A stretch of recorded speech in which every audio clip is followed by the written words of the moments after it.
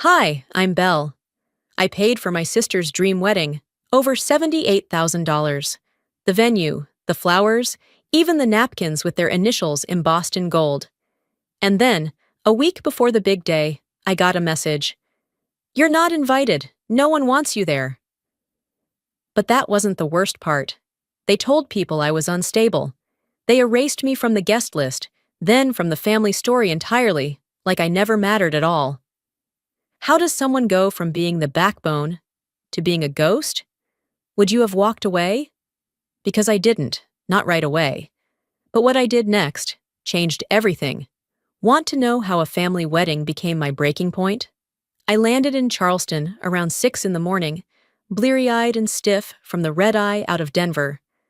I'd barely slept, half from the middle seat, half from the thoughts I couldn't shut off. I didn't check a bag, just one carry-on with my dress for the engagement party and the spreadsheet printouts. I brought more for my own sanity than necessity. It was muggy the second I stepped out of the airport, that familiar South Carolina heaviness clinging to my skin like obligation. I called a rideshare to take me to Magnolia Estate, the venue Marla couldn't stop gushing about for weeks. It's the most exclusive estate in Charleston, she had said. It's so fairy tale. It didn't feel like a fairy tale as I stood outside the iron gates, watching a group of bridesmaids in matching robes pose for photos. One of them laughed too loud, and I caught the end of a joke about someone's ex-husband. Not a single person looked in my direction. I adjusted the strap on my purse and walked in. At the check-in table, a young woman with a clipboard smiled politely, but didn't look up for long. Last name? Greaves, I said. She paused, flipping through the list. Belle G? Her voice tilted like a question. Yes, sister of the bride. Her face didn't change. You're at table 17, down the side hallway, just past the restrooms. It's the overflow section. Overflow. I didn't ask questions. I didn't react. I just nodded, took the name card, Belle G, printed in slanted script, and walked toward the hallway with the floral wallpaper that smelled faintly of Clorox. My table sat near a swinging kitchen door. I could hear clattering dishes, muffled orders, the occasional burst of steam from the dishwasher. One chair had a broken leg, shimmed with a napkin. The table linen was wrinkled, no centerpiece, no place cards beyond mine. Across the room, table 1 glowed. Crystal glasses, gold-trimmed plates. Marla sat there in full hair and makeup, clinking champagne with our parents. I could see Lorraine laughing at something Marla whispered in her ear. My father, Eldon, nodded like a man who had decided long ago not to intervene in women's affairs. I tried not to let it get to me. I really did. A server stopped by, glanced at my card, and asked, "Vendor check-in?" "No," I replied calmly. "Just a guest." He nodded, but didn't look me in the eye again. I sat, legs crossed tightly, watching as guests floated around the courtyard like they were in a summer ad for J.Crew. I sipped water because no one offered me champagne. I smiled when someone passed by, someone I vaguely remembered from a family gathering years ago. But they didn't stop. Then came the toast. Marla stood at the head table, wine glass in hand. She looked radiant, flawless. Every detail, from her ivory dress to the way she tucked a strand of hair behind her ear, had been calculated for maximum aesthetic. I'd seen the budget lines. I'd approved half of them. "I just want to take a moment," she began, "to thank everyone who made today possible. To my incredible fiancé, to our wonderful parents, to my amazing bridesmaids, each of you is my heart." Pause, smiles, cheers, clapping.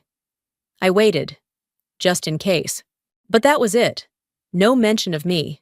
Not as a bridesmaid, not as a sister. Certainly not as the one who wired $25,000 to the venue, the caterer, and the photographer 6 weeks ago so that she wouldn't lose the Griffin Estate booking window.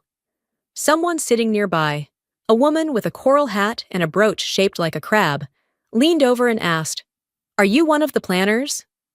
I looked at her, blinked once, then smiled. No, I said.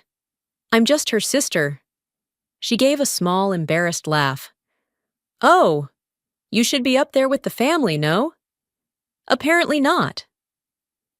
I excused myself before the tears came. Not the kind you sob with, just the kind that sting quietly. The kind that leave a taste in your mouth, like you've bitten down on something too sharp to swallow. I found the restroom and locked myself in a stall, even though no one had followed me. I didn't need a mirror to tell me my lipstick was still intact. My dress still hung perfectly. Nothing had smudged or spilled. Nothing visible anyway. From my purse, I pulled the spreadsheet, one of many. I flipped through the tabs. Venue deposit, floral breakdown, lighting package, food tasting notes. Each one had my name in the paid by column. I folded the printout back into thirds, slid it into the envelope I'd kept tucked between my wallet and phone. I hadn't brought it for drama. I brought it to remind myself I hadn't imagined it. This invisible labor. The silent scaffolding I'd built around Marla's dream day. I looked down at my heels. Polished. Neutral. Chosen specifically to not draw attention. I thought I came here to celebrate. I whispered. To no one. Turns out, I came to confirm what I already feared. I didn't sleep well that night. After the engagement party, I walked the edge of the venue until the lights started shutting off and the servers began folding tables. I kept my heels on just long enough to make it to the rideshare, then peeled them off in the back seat, one at a time, like armor I could finally drop. The next morning, I set up my laptop on the corner desk of the Airbnb, poured some lukewarm motel-grade coffee into a ceramic mug that had a crack down the side, and started checking my work emails. I'd taken a few personal days to be in Charleston, but I needed something to feel solid under me again. Spreadsheets and predictable columns. Numbers don't lie. Families do. Right around 11 a.m., my phone rang. Lorraine. I considered letting it go to voicemail, but my thumb had already swiped before my mind caught up. Hi, honey, she said. Her tone was syrupy, which always meant something was coming. Did you get back all right last night? I did. I know things were a little hectic yesterday, lots of moving parts. I didn't say anything. She continued. Just wanted to mention something before the next big event. If anyone asks about the wedding costs, maybe just say it was a collective effort. You know, everyone pitched in. Marla wants to keep the focus on the couple. I blinked, stared at my screen. You mean lie? A pause. It's not about lying. It's about keeping things elegant, simple. I clicked on one of my Excel tabs. Vendor Master Breakdown. My initials were stamped across every major expense.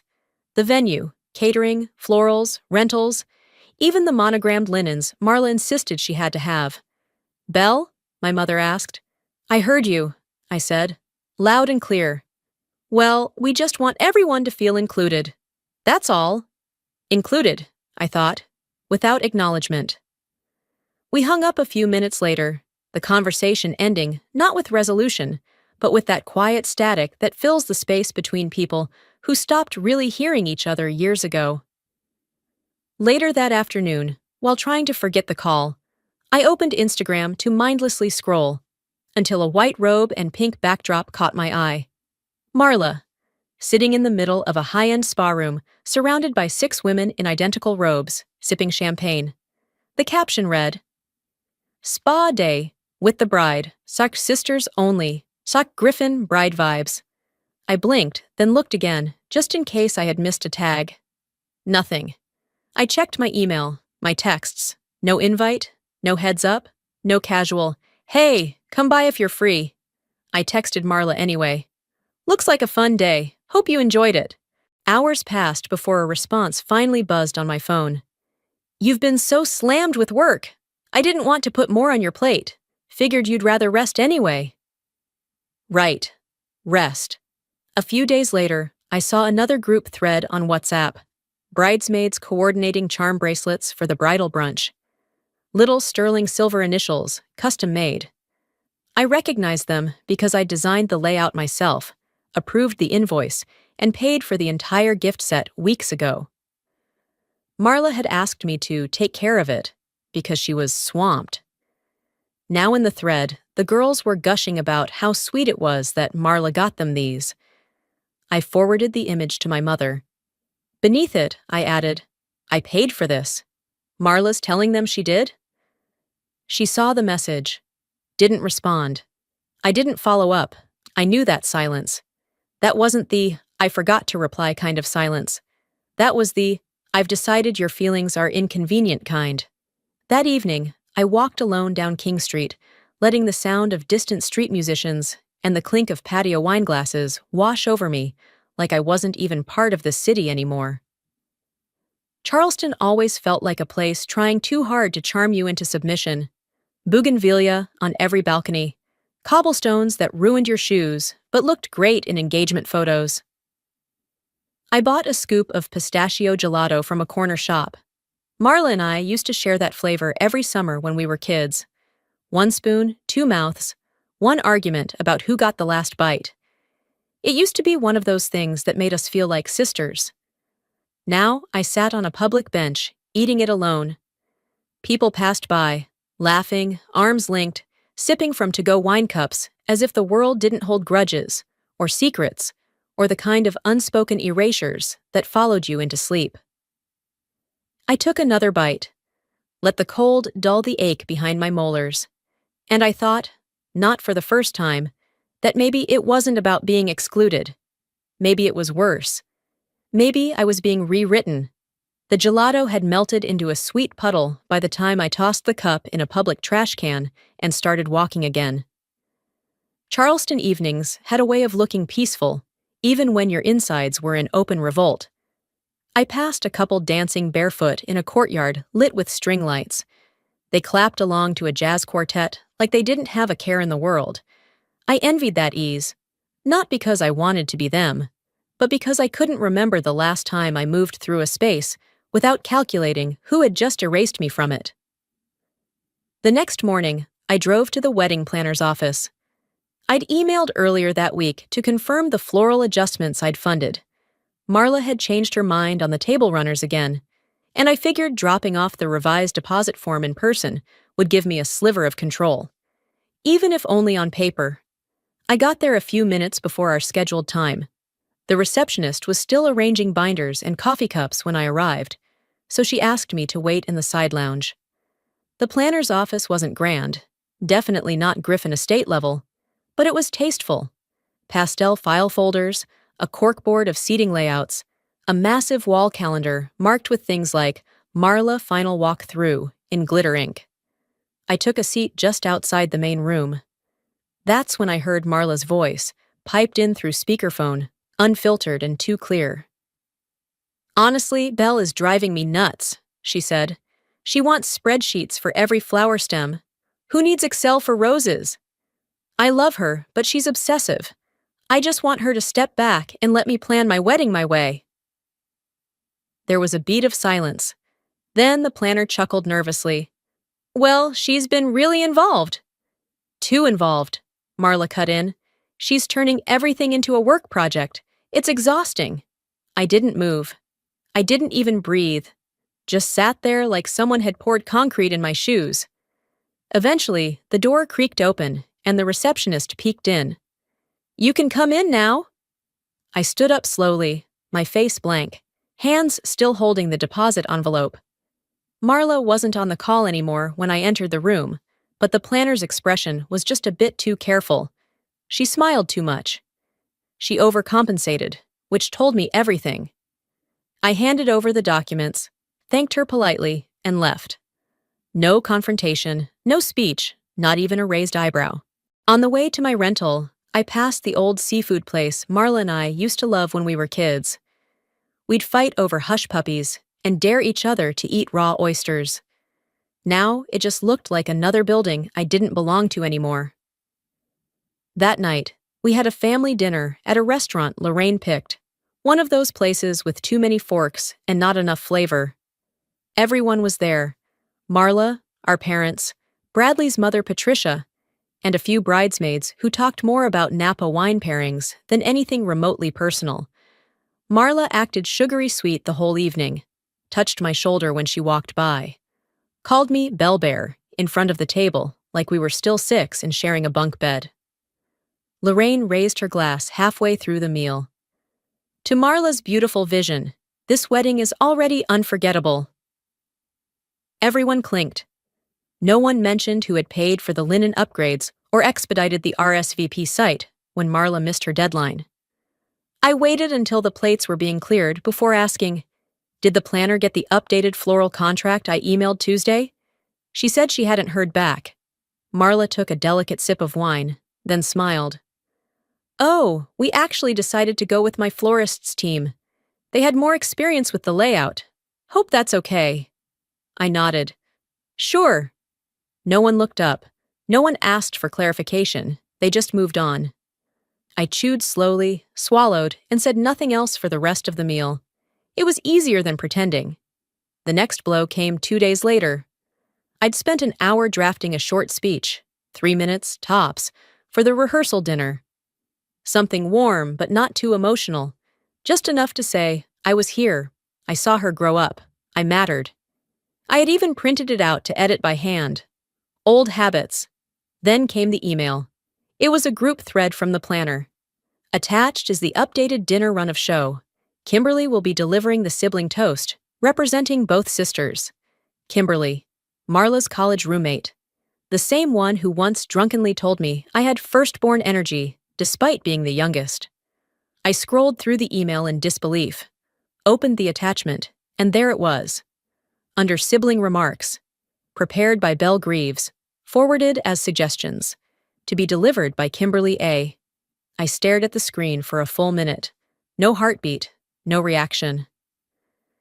The next evening, at the rehearsal dinner, Kimberly stood in a lavender dress and read my speech. My pauses, my personal anecdotes, my closing line about Marla's laugh sounding like it never outgrew childhood. Everyone applauded. Marla beamed. I stayed in the back, hands folded, face serene. No one noticed. When I got back to the rental that night, I opened my laptop to write. I didn't want to forget the feeling, not to wallow, but to name it. I typed, "Being left out stings," but hearing your own words spoken by someone else, as if they were never yours, that wounds something deeper. They don't just want me silent. They want me ghosted. They want to keep the parts of me they find useful and erase the rest. Then I hit delete. All of it. No copy. No autosave. Just gone. I looked in the mirror above the kitchen sink and watched my own face not flinch. Maybe this was how it began. Not with shouting or confrontation, but with the quiet decision to stop asking for a seat at the table and start asking why I built it for them in the first place. After I closed my laptop that night, I didn't turn on the TV or even check the weather for the next day like I usually do. I just sat at the little round table in the Airbnb kitchen, staring out the slatted blinds at a street lamp that buzzed faintly. The longer I sat there, the more something hardened inside me. Not rage, not sadness. Just this slow, quiet understanding that I had been repositioned, and not by accident. The next morning, I opened my email and found 2 new vendor receipts waiting in my inbox, both addressed to me directly, both showing confirmation of payments I'd made weeks earlier. One was from the florist, confirming final details and payment in full for the ceremony arch, aisle runners, and reception arrangements. The total, $7,600. The other was from the dessert vendor, thanking me for the $3,200 deposit on the custom cake display and specialty pastries Marla insisted she couldn't live without. I stared at the screen, then clicked through my bank app. The withdrawals were there. I'd paid. But nobody had said a word to me about confirmations, final designs, delivery times. Nothing. Before I let myself spiral, I called Marla. She picked up after 2 rings, all breathy and cheerful. "Hey, Belle! I was just about to text you. You'll never believe what Patricia said about the rehearsal dress." I didn't bother. Did James handle the cake? Or was that me again? Silence. Then, "He's dealing with the honeymoon, Belle. Don't be petty." "I'm not being petty. I'm asking a yes or no question. He's contributing in his own way. Can we not do this right now? Sure, I said, and hung up. That afternoon, I went to the pre-wedding brunch at one of those garden courtyards, with fountains that trickle water just loud enough to drown awkward silences. I'd shown up because I was expected to, because being physically present still counted for something, I thought. Turns out I was wrong. Near the entryway, on a linen-covered table with a sign that read "Gifts and Blessings," sat a watercolor painting of the Charleston Bridge. It was framed in gold and featured Marla and James's names in delicate calligraphy at the bottom. I recognized it immediately. I had commissioned it from an artist in Denver, emailed the exact font style, and paid an extra rush fee to have it shipped overnight. Below it was a card. A heartfelt gift from Aunt Meredith, the bride's mentor and inspiration. My stomach turned in a slow, almost polite way. I walked inside and found Lorraine near the mimosa bar. "Mom," I said quietly, "that painting is from me." She blinked. "What?" "The one at the front. I had it made. I sent it here. It's mine." She reached for her glass. "Marla thought it would be simpler this way. Meredith's already hosting the prayer circle later. Let her have this moment." That wasn't the question. "Belle, please, it's just a detail." "No," I said. "It's my name." She didn't answer. She just moved on, chatting with a neighbor about her new lawn service. Back at the Airbnb that evening, I did what I always do when my gut tells me something and I need confirmation. I opened the numbers. Laptop out, receipts on the table. I started sorting through each one. The venue, the photographer, the rentals, every dollar I'd fronted. Some were deposits, some final payments, but all of them had one thing in common: my name on the line that read "billing contact." Then I started scanning email threads. Subject lines like, "Thanks for managing this on behalf of the family," and "Let us know if Belle needs anything further to process for the Roan side." The Roan side. James's family. The side that hadn't contributed a cent to anything except, apparently, vibes. And yet here I was, funding, coordinating, emailing, and still being referred to as an assistant, not a sister. At some point, I stopped printing out the confirmations. It didn't matter anymore. I knew what I was looking at. Not oversight, not miscommunication, reassignment. This wasn't about giving credit where credit was due.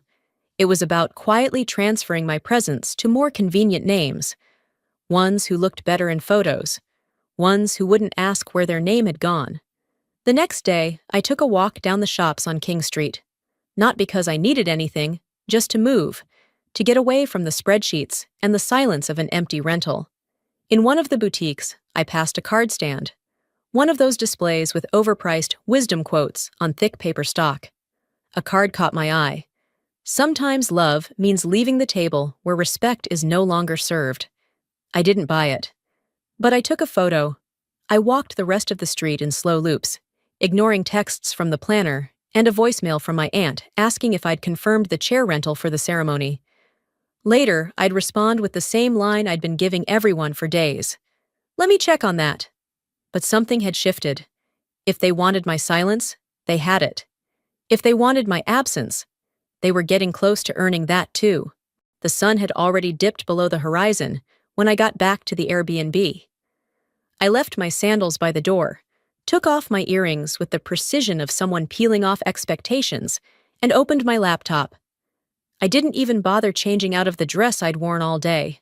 I needed something to hold on to, something that would make what I felt make sense. That's when I saw it. A new email from the event coordinator, CC'd by mistake, clearly, because I was not the intended audience. The message chain stretched long, forwarded between Marla, the planner, and someone from the Roan family's estate office. I skimmed down until I landed on a line highlighted in yellow. "As long as the unstable sister isn't in attendance, we'll issue the check by end of week." Right above it, in Marla's email, she had thanked the Roans for stepping in to help cover the final costs, assuring them that Everything will go smoothly from here. The subject line read, Roan contribution, $50,000 release. I read the sentence again. And again. It wasn't the amount that knocked the air out of me. It was the word unstable, like someone had plucked it off a shelf full of lazy smears and decided it would work just fine for me. No one corrected it. No one pushed back. That silence said everything. I stood up and walked to the kitchen, poured water into a glass too fast, and spilled some onto the counter. I didn't clean it right away. I just stared at the droplets, waiting for my pulse to come down. Then I picked up my phone and called my mother. She answered on the second ring. "Hi, sweetheart," she said too brightly. "Everything okay?" I didn't waste time. I just read the email about the Roan's contribution, the part where I'm described as unstable. Silence. "Mom?" She sighed. "Belle, this wedding is already under a microscope. Marla's been under so much stress. Her future in-laws have very strong opinions. So you sold me out," I said flatly. "For a venue upgrade." "Don't be dramatic," she replied. "It wasn't like that." I didn't raise my voice. "How was it then?" Another pause. Then, "You've been very intense lately. Emotional. They picked up on that." I clenched my jaw. "I've been paying for your other daughter's fantasy wedding, alone, and you still found a way to spin me as the problem. You're twisting this." "No, Mom. I'm finally untwisting it." She said nothing. I continued, calm as I could manage. "I've paid for 70% of this event. If I pulled out tomorrow, the whole thing would collapse." "That would be cruel," she said, voice sharp now. "You wouldn't do that to your sister." I laughed once. "Cruel? You called me unstable in writing and offered me up to be erased. And I'm the cruel one?" "Belle?" "I'm not making threats. I'm setting terms," I said. "If I'm not welcome, then my money's not either." She exhaled, a long breath meant to imply exhaustion. "You always make things harder than they have to be." "No. You make them easy, for Marla. I just stopped pretending that was fair." I hung up before she could respond. By midnight, I'd drafted the email. Not a text, not a phone call. A full, proper message sent to Marla, Lorraine, my father, and the wedding planner. I gave it a subject line that was hard to misinterpret. Subject: remaining balance contingency. The body was short, deliberate. If I am not welcome to attend, I will not fund what I cannot witness. Let me know your final guest list. My contributions stop with my exclusion. I didn't wait for a reply. I didn't check to see if it was read. I closed the laptop and let the message sit in their inboxes like a mirror none of them wanted to look into. I sat in bed afterward, not exhausted, not wired, just clear. People always say you shouldn't make decisions while angry, but this wasn't anger. It was understanding, the kind that arrived late, like a dinner guest you didn't expect. But once they showed up, everything made sense. They wanted me quiet, not erased. But the moment they called me unstable to make themselves more comfortable, they stopped being my family, and I stopped being their bank. The next morning, I was in the middle of a virtual call with 2 corporate clients when my phone started vibrating across the desk. Once, then again, then again. 5 rapid buzzes in under a minute. I tried to ignore it, tried to focus on explaining a portfolio strategy that suddenly felt meaningless. But something in my chest knew, the kind of knowing that presses into your ribcage before your mind catches up. I clicked mute, offered a polite, "I'm going to need 5 minutes," and turned off the camera. I picked up the phone and scanned the notifications, all from Lorraine. First message: "We need to talk about the wedding." Then, "There's been a change of plans." And then the third: "You're not invited. Marla needs peace. No one wants you there." I didn't gasp. I didn't even blink. I just felt something behind my sternum shift, like a lock turning. I stepped into the hallway of the rental and leaned against the wall. Not for support, just distance, from whatever version of myself still believed they could surprise me. I dialed her number. She answered like she'd just gotten back from a walk in the park. "Hey, sweetie," she chirped. "You got my message?" "I did," I said. My voice was steady. I wasn't sure how. "Well, you've made things a little tense, Belle. This is such a fragile moment for Marla. And James's parents. Well, they've expressed some concerns." I didn't interrupt. Let her hang herself with politeness. "She deserves a peaceful day," she continued. "A clean slate." "Right," I said. "So you cut out the person who paid for the foundation." She hesitated. "You know it's not about the money." "It's always about the money, Mom. You just don't like saying it out loud." She exhaled. "Don't be vindictive." "Vindictive," I repeated. "Is that what you're calling boundaries now?" "Belle, please. This wedding is a reflection of our family. You made yourself difficult. James's father was uncomfortable. You were asking too many questions." Questions like, "Why am I the only one writing checks?" She was quiet. I continued, "You know I've covered $78,000 of this wedding. Not pledged, paid, deposits, final invoices, tips, delivery fees. And now I'm too inconvenient to be in the pictures?" "You're not being erased," she said quickly. "You're being asked to respect what Marla needs right now." "You mean silence?" She didn't reply. I ended the call before she could spin it further. Back inside, I sat down at the dining table and laid out everything I had. Contracts, receipts, bank transfer screenshots. I opened my laptop, logged into the vendor portal I'd been using for months. No tears, no second guessing. I started with the venue. I pulled up the Griffin Estate account, opened the clause marked 72-hour hold and freeze, and clicked the checkbox. Next, the caterer. Deposit submitted in full under my name. I initiated a refund on the secondary package upgrades and froze payment on the wine selection. Then the photographer, payment plan scheduled through me. Paused. The string quartet, the luxury bathrooms, the late-night coffee bar, line by line, no emotion, just data. I was in control again. I paused only once, when the final confirmation box popped up. "Are you sure you want to pause all active payments? Pending services will be suspended." I clicked yes. Then I crafted the email.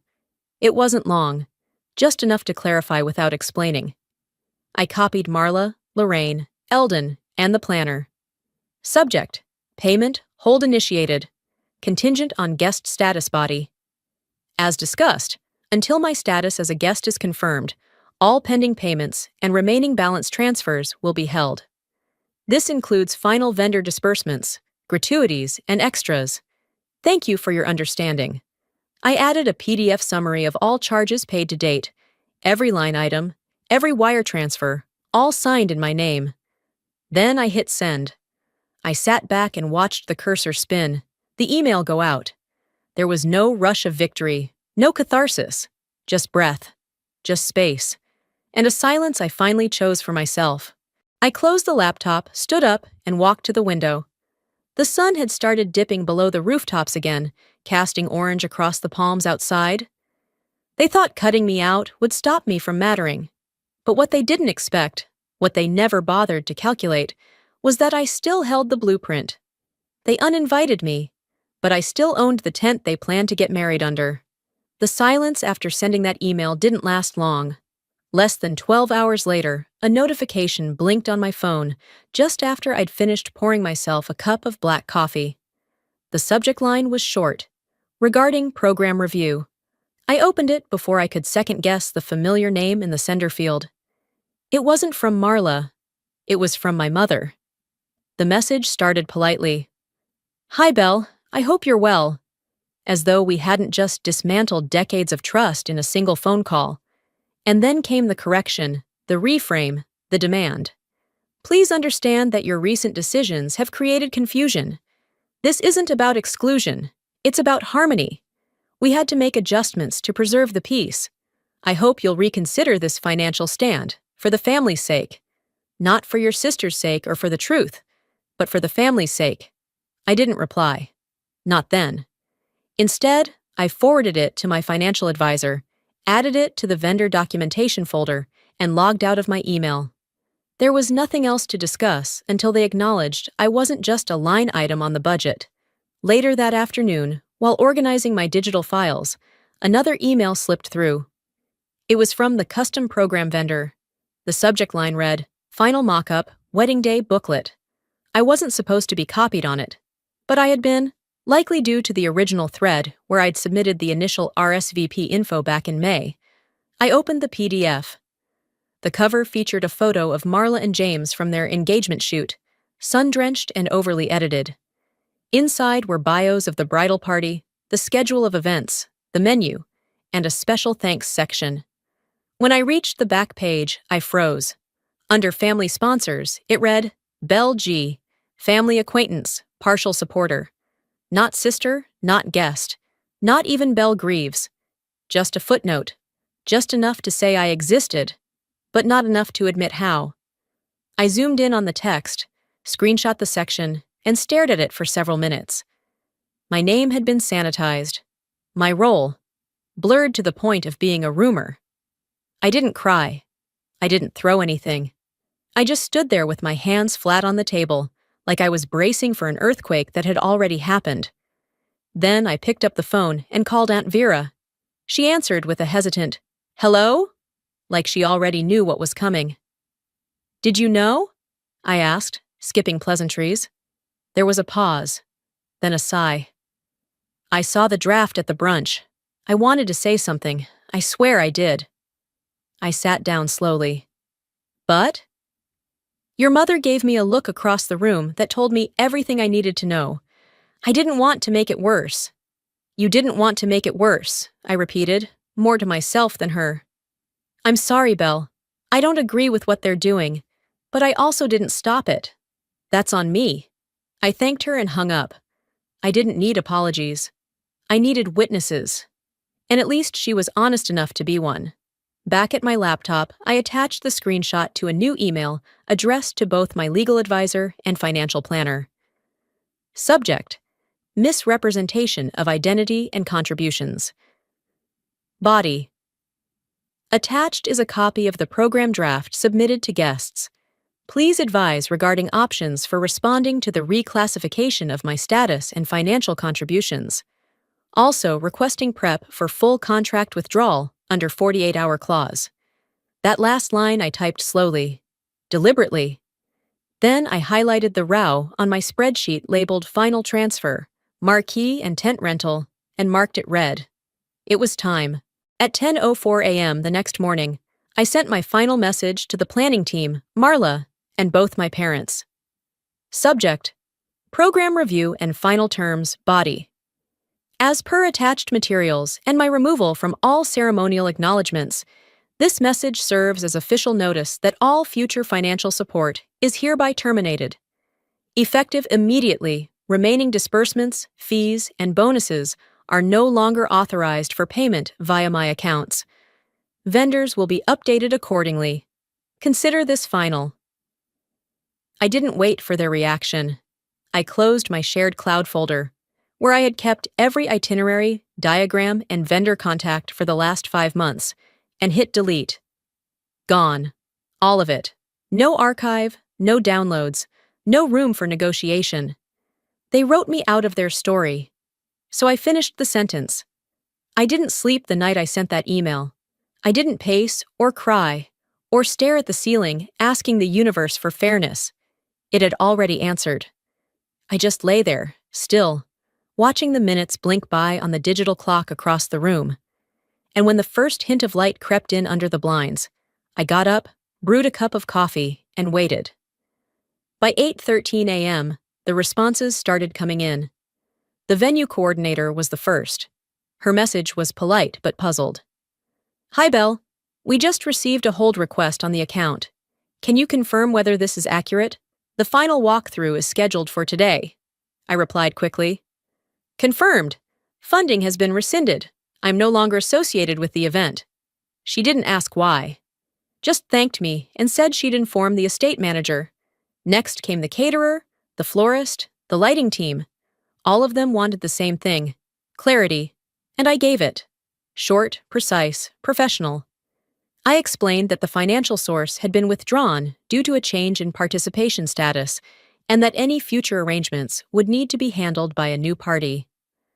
Not once did I use the word bride. Not once did I mention Marla. The vendors responded with more grace than my own family had. Several said they understood.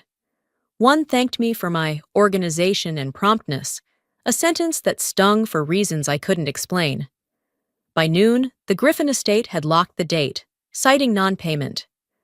The window for the remaining balance had closed without a transfer. That meant they were free to open the slot to another couple if payment didn't arrive by end of day. And then came the call. Marla. Her name flashed across the screen as I sat in the sunroom, sipping iced tea I didn't even want. I let it ring until the fourth time before picking up. She didn't waste breath. "What the hell are you doing?" she snapped. "You're ruining everything." I leaned back in the chair and closed my eyes. "No, Marla, I'm not ruining anything. I'm just no longer paying for something I wasn't welcome to attend." "You know this isn't about that.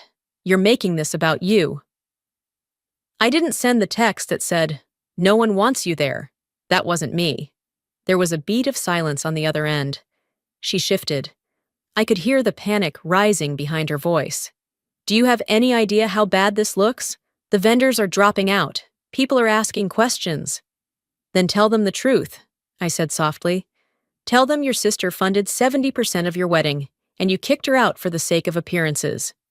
"I didn't kick you out," she protested. "Mom handled that. You know how she is. She said it would be less stressful for everyone." "But you didn't stop her," I replied, "because less stress for everyone meant more comfort for you." There was a pause again. Then her voice dropped to something almost a whisper. "I can't fix this now. Everything's collapsing. Are you happy?" "No," I said, "but I am finished." She hung up. I stared at the screen for a few seconds before setting the phone down and walking to the kitchen. I opened the fridge, pulled out leftover salad, and forced myself to eat. I chewed through every bite like it was a chore that would get me to the next moment. That afternoon, Marla posted something on Instagram, a photo of the estate's iron gates. Captioned, "Even family can disappoint you. Weddings show people's true colors." The comments lit up in minutes. Friends offering support. Vague responses from acquaintances. One from a distant cousin. "Want to talk? You deserve joy, no matter what." I didn't comment. I didn't reach out. I didn't care to explain. But a few hours later, my cousin Rachel called. She was the only one I picked up for. "Belle," she said without preamble. "What's going on? I've gotten 3 texts asking if the wedding's been canceled." I leaned against the kitchen counter. "It hasn't. Not yet." "They said you pulled out your funding." "I did." "Why?" "She wanted the day to be hers," I said. "I gave her exactly that." Rachel was quiet for a moment. Then, "Good for you." That evening, just before sunset, I packed a small tote bag with the wedding folder I'd been building since April. Hard copies of every receipt, every signed contract, a few sticky notes with vendor contact numbers. I drove to the edge of Charleston, to a small sandy beach near Folly. It was quiet, empty, the kind of place people passed on the way to somewhere else. I brought the portable fire pit from the back of the car, set it up in a safe spot with a lighter and kindling. The folder sat heavy in my hands. Not just paper, but proof. Of effort. Of love. Of belief in a version of my family that clearly didn't include me anymore. I sat cross-legged in front of the fire pit, lit it, watched the flames catch, and one by one, I fed the documents into it. The floral contracts, the RSVP spreadsheets, the vendor summaries, the seating chart I never got a seat on. I didn't cry. I didn't whisper affirmations. I didn't make it ceremonial. But in the crackle of burning paper, in the way the edges curled and the ink vanished, something lifted from me. It wasn't revenge. It was a release A ritual I didn't know I needed until it was done. I wasn't burning a bridge. I was marking the boundary they crossed. 2 weeks passed. Enough time for people to stop whispering in corners and start pretending nothing ever happened. I had left Charleston the day after the fire on the beach, packed a single suitcase, turned in the keys to the Airbnb, and boarded a one-way flight to Santa Fe. There wasn't some dramatic goodbye, just the soft thunk of the door locking behind me and the quiet hum of knowing I would not be back. Not for holidays, not for birthdays, not until the weight of their silence could no longer be used as a weapon. Santa Fe welcomed me the way a quiet room does after days of noise. I stayed with an old friend for a few nights until I found a short-term rental near the plaza. It was small, bare walls, one creaky chair, a mattress on the floor. But it was mine. Mine in the way nothing had been for months. I spent the first few days walking everywhere. Coffee shops, used bookstores, the Sunday artisan market. No one knew my name. No one asked what I did for a living or if I was the bride's sister. There were no questions wrapped in judgment, just nods from strangers and the kind of stillness that lets your shoulders drop without noticing. That's when the letter came. Not an email, not a text. A real letter. Sent in a pale blue envelope, forwarded by my Aunt Vera, with my mother's handwriting across the front. I almost didn't open it, but I did. Inside was a folded piece of stationery, monogrammed with Lorraine's initials. The ink was the same shade of navy she'd always used for Christmas cards. Bold, exact, unyielding. "We didn't know how else to protect Marla," it began. "We were told you were having episodes, that you were struggling. We didn't want to make things worse." I read it twice. Then a third time. They didn't say I was difficult. They didn't say I was upset. They said I was unstable. That's how you erase a woman, not with confrontation, with concern, with carefully chosen words that sound like care but feel like exile. I folded the letter and set it aside. Later that morning, I walked down to the corner cafe and took my laptop with me. I answered emails, checked in with a nonprofit I'd agreed to consult for. The work was easy: budget reviews, resource planning, small grants. It felt good to be useful again, and not in a way that would be repackaged and renamed by someone else. On weekends, I volunteered at a community center nearby, helping teenage girls learn how to track spending and open their first checking accounts. We used fake dollar bills and ran budgeting simulations. One girl, maybe 15, asked if I'd ever made a financial mistake. "Once," I said. "I trusted people who told me to stay quiet." That night, I pulled out a stack of thank you cards I'd bought at a gas station and started writing. One went to the venue coordinator, who treated me with dignity even as she processed my withdrawal. One to the florist, who had emailed me privately to say she understood. One to the young girl from catering who slipped me a Diet Coke while everyone else sipped champagne. I didn't know if they'd even remember me, but I wanted them to know I remembered being seen. I heard bits and pieces about the wedding afterward. Apparently, Marla held the ceremony at a smaller venue. Some friends said it was rushed, that half the vendors dropped out, that Patricia Roan stepped in to cover what she could, but wouldn't allow a reschedule. One cousin who attended texted me a few days later. She looked beautiful, but exhausted. James barely spoke to anyone. Lorraine started calling again, once a week, then every few days. I let most of them go to voicemail. When I did respond, it was with short, neutral texts. "Yes, I'm okay. Work is steady. No, I'm not coming back for Thanksgiving." Eldon didn't call. Marla didn't either. There were whispers floating through extended family that I'd had a bit of a breakdown. But the more time passed, the more people began to question it. Not because I defended myself, but because I stopped engaging. And sometimes silence reveals more than denial ever could. One morning, I hiked up to a ridge just outside of town. The trail wasn't long, but the incline made my legs ache in a way I welcomed. At the top, I sat on a flat rock and pulled out the last piece of wedding memorabilia I'd kept, a torn invitation. It was still addressed to Belle G. No last name, no title, just initials, like I was some placeholder for a guest they never expected to show. I looked at it for a long time. Then I tore it once, right down the middle, and let the two pieces catch the wind. They fluttered out over the canyon, small and weightless, disappearing into a horizon that didn't ask for explanations. The worst part wasn't that I wasn't wanted.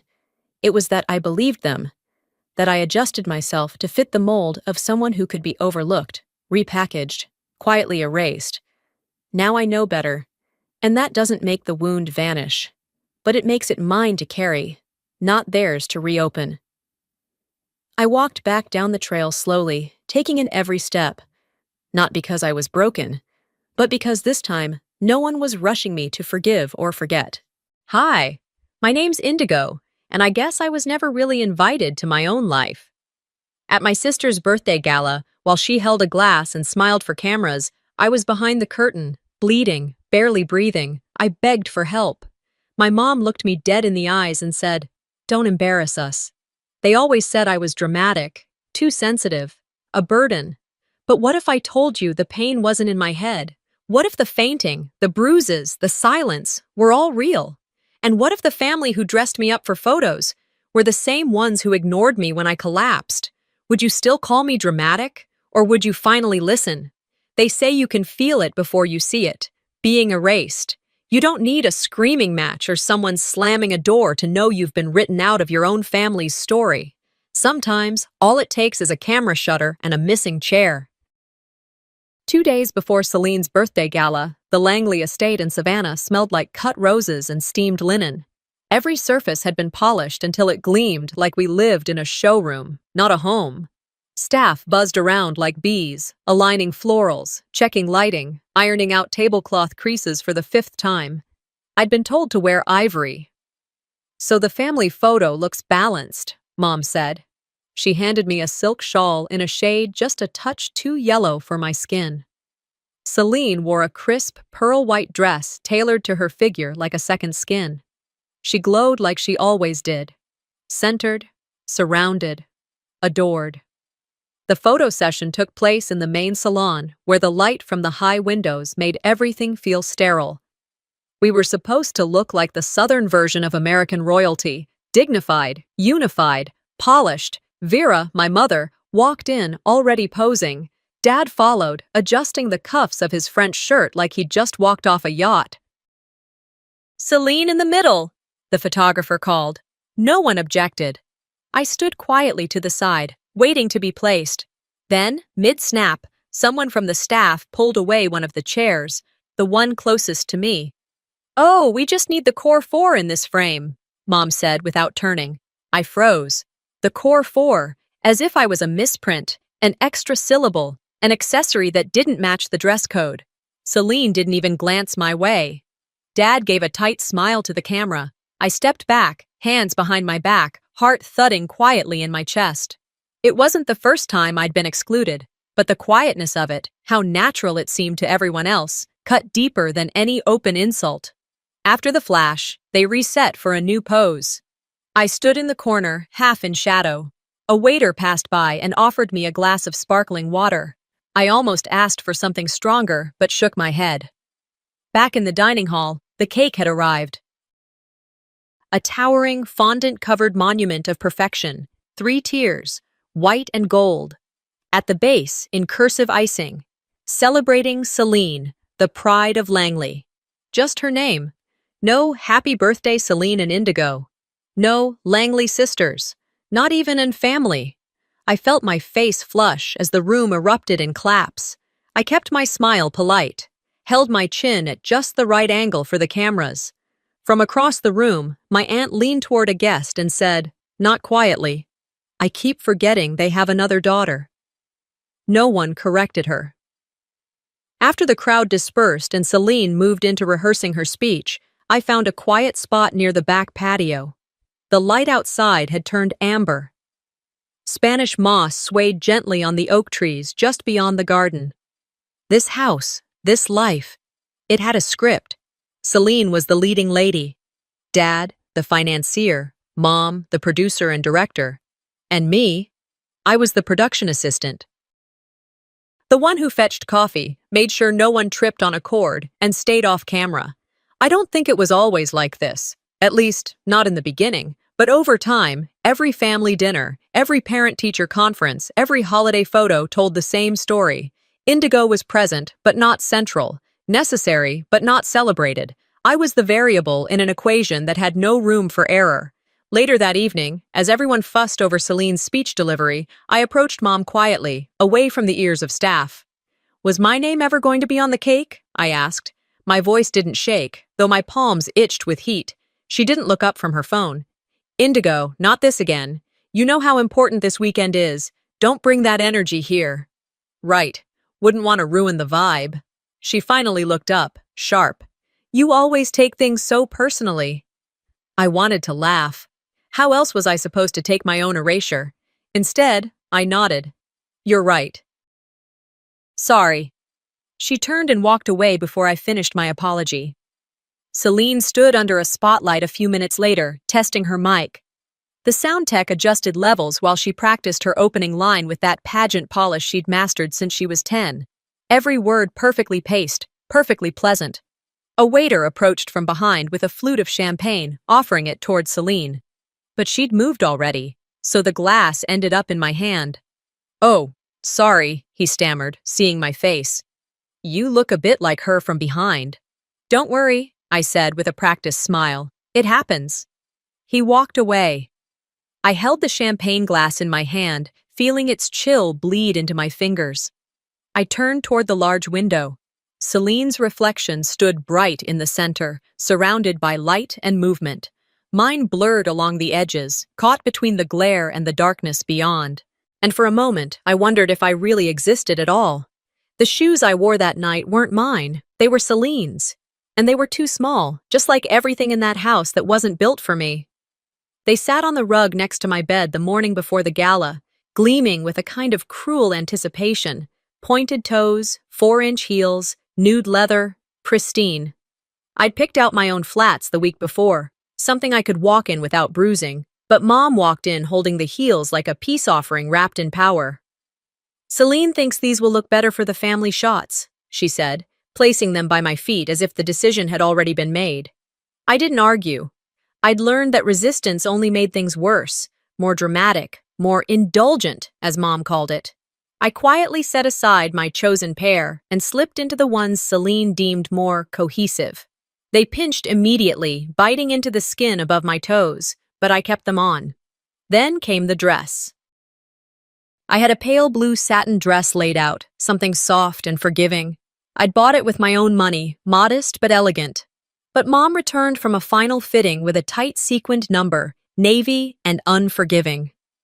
"Celine wants cohesion," she repeated, and that was that. I peeled out of my dress, slipped on the one she brought. It clung to my hips too tightly. I could feel the zipper scrape up my spine like a whisper of disapproval. We gathered in the grand foyer at 6:30. Staff bustled around, adjusting centerpieces, balancing champagne glasses, whispering about last-minute run-throughs. Vera floated down the stairs in a silk shawl like she was born under a chandelier. Celine followed, radiating assurance, with a pearl-encrusted clutch in one hand and a small army behind her. I walked behind them to the ballroom. The heels were already drawing blood. Every step was deliberate. Heel, toe, bite.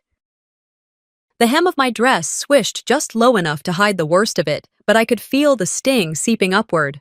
The carpeted hallway did nothing to dull the pain. When we reached the ballroom, the room erupted in flashes. Staff members bowed their heads slightly. Guests greeted my parents and Celine with practiced adoration. No one looked at me. I slipped into my chair at the far end of the head table, feet pulsing. The gala rehearsal began, a full run-through with speeches, lighting cues, music, introductions. Celine stood front and center under a golden spotlight, rehearsing her opening line. "It's not about me," she began, smiling, hands open. "It's about what we can do for those less fortunate." I clenched my jaw. Each minute dragged. The heels dug deeper. My breath shortened. My hands started to sweat. Every movement sparked a new jolt. By the time Celine reached the third draft of her closing line, I could feel a sticky warmth pooling inside my shoe. Still, I stayed seated. I smiled when the coordinator glanced my way. I nodded when Mom gave a thumbs up. The only thing louder than the music was the sound of my pulse in my ears. Eventually, I excused myself quietly and made my way backstage, ducking through the side entrance where staff prepped staging. My feet screamed with each step. Behind a black curtain, I pulled one shoe off and stared. The sole was dotted with blood. The back of my heel had split open. I pulled a tissue from my clutch and pressed it down, trying not to cry out. A voice behind me startled me. "You okay?" It was a young server, maybe 20, holding a tray of empty glasses. "I'm fine," I said quickly, pressing the tissue harder. "Just tight shoes." He nodded sympathetically and disappeared. I stood, one heel on, one off, swaying slightly. Then I heard Mom's voice, just outside the curtain. "Where is she?" "We have the final sequence starting in 5 minutes." I stepped out, both shoes back on, posture forced upright. "I'm here." She didn't look at my face. "Don't embarrass us, Indigo. Just smile and be graceful." Her words landed harder than the pain in my feet. I nodded once. No comeback, no emotion, just a nod. And I walked with her back into the light. Celine stood smiling beside a slideshow screen as applause echoed across the ballroom. I returned to my seat, folded my hands, and clapped along. No one noticed the way I leaned slightly to my left, trying to ease pressure off the deeper wound on my right heel. As the applause continued, the camera crew swept across the stage, capturing B-roll for social media. I forced my smile wider. When the flash hit my face, I saw stars. At one point, Dad leaned over and said, "You're doing good. Just keep still. You know how she gets if things feel off." He meant Mom, but he didn't have to say it. We all knew. The pain didn't plateau. It evolved. It sharpened, radiated. I imagined the blood was spreading across the arch of my foot, soaking into the leather, but the show had to go on. The speeches began again, and this time I couldn't focus. My vision flickered. I tried to track Celine's voice, but the syllables blurred together like distant traffic. I blinked, gripped the edge of the table, whispered to myself, "Don't faint, not in front of them." After another hour, the room grew louder, the lights sharper, the air tighter. I needed to breathe. I stood quietly and slipped away, weaving through a knot of waiters, clutching the curtain on the side stage as my body tilted. Behind the drapes, it was darker and quieter, but no cooler. My hands trembled. I leaned against the wall, trying to balance. My chest tightened like a vice. A rush of heat surged through my spine. I slid down until I was crouched, hands around my knees, one heel off again. I pulled the other off and immediately felt relief. And the warm stickiness of blood along the inside of the shoe. No one followed. No one asked where I went. I looked at my hands. They shook uncontrollably, glistening with sweat and something darker near the nail beds. I closed my eyes. The nausea rose like a slow tide.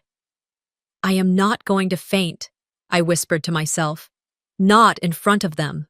I pressed both palms to the floor, grounded myself in that cold tile. And yet, something in me already knew. I was fading. The next thing I remembered clearly was the soft click of my bedroom door closing behind me. I had made it up the stairs somehow, after slipping away from the ballroom, after sitting behind the curtain trying not to pass out, after stuffing tissues into my heels to soak the blood. The hallway lights were still on. The house was quiet. I could hear the faint hum of Celine's voice coming through the vents, still rehearsing her speech, probably adding new flourishes to make the audience cry. I lowered myself onto the edge of my bed like someone easing onto a ledge. My thighs trembled from holding back the shakes all night. I kicked off the shoes and stared at them, still pristine on the outside, but soaked red on the inside lining. They looked expensive and merciless. My feet were raw. Blisters had opened and fused with the leather. I took a damp towel from the vanity and pressed it against one heel.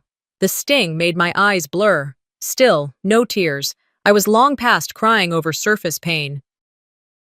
As I sat there, breathing in shallow gulps and staring at my reflection in the vanity mirror, one image kept flashing in my head. I was 11. I just collapsed in gym class during a spring fitness test. The teacher thought I was faking it until I vomited on the mat.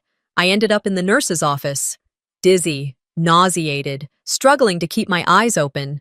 I remembered the nurse's worried face, the cool compress on my forehead, and the soft tone in her voice when she said, "I'm going to send a note home." I should have known what would happen next. Celine got hold of the note before I did. I remember her standing in our kitchen later that night, waving the crumpled paper like a flag. "Maybe experiencing pre-syncope," she read aloud in a dramatic tone. "That's just fancy talk for too lazy to run laps." She laughed. My parents chuckled. Dad even patted Celine on the shoulder, impressed with her pronunciation. Mom said nothing at all. She just looked at me and muttered, "Stop overdoing it. No one wants to hear about your stomach every week." That moment never left me. It was the first time I realized my pain, real, medical, validated, was a punchline in this house. Years later, I found out there'd been more. I was 17 when I stumbled across a sealed envelope tucked into the bottom drawer of Mom's desk. It had my name on it. Curious, I opened it. Inside was a letter from a vascular specialist, someone from Atlanta. It was dated 18 months earlier.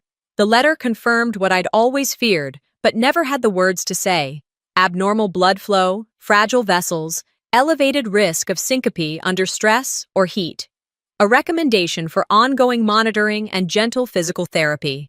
None of that had ever been told to me. No appointments had been made. No one even mentioned the name of the doctor. I had confronted Mom about it once, casually, as if I hadn't already read every word. "Do you remember, Doctor Hanley from Atlanta?" I asked. "He wrote me a letter about some test results." Her reaction was instant and sharp. "That wasn't important. It would have made you paranoid." "You hid a diagnosis from me." "I protected you from labeling yourself," she said coldly. "The last thing we needed was you playing the victim." And there it was again, my health reduced to her brand management. Back in the present, I leaned forward, placing both feet flat on the floor.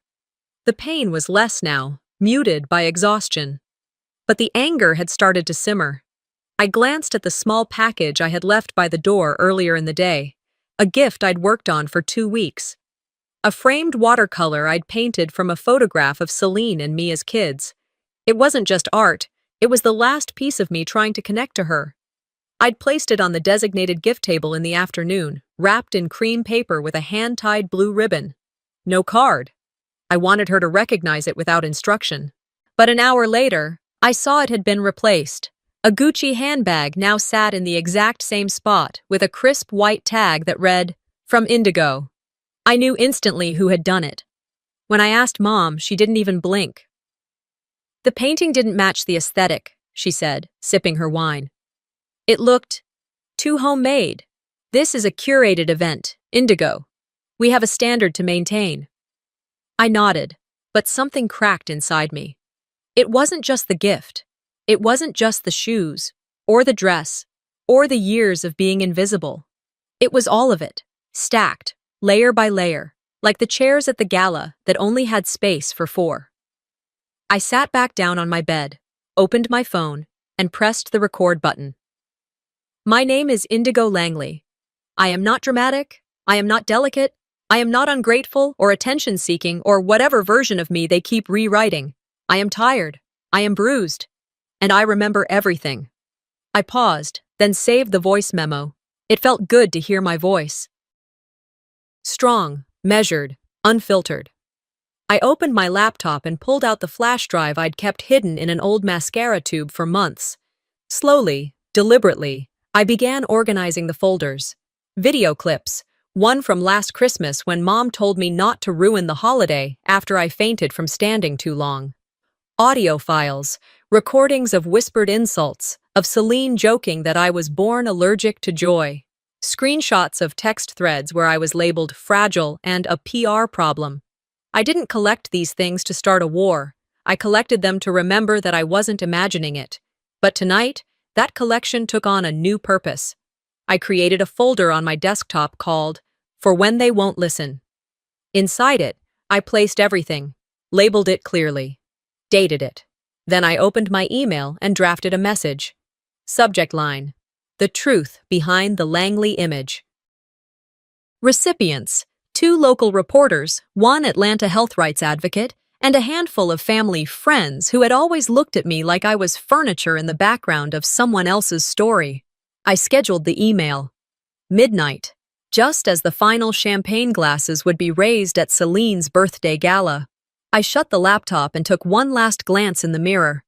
My face looked pale, but calm. My hands were still trembling, but less so. My chest ached, but the pressure had shifted.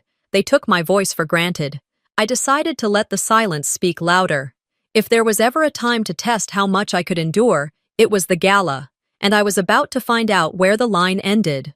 That morning started with a light drizzle that cleared by noon, leaving the Langley garden damp but glistening under the late afternoon sun.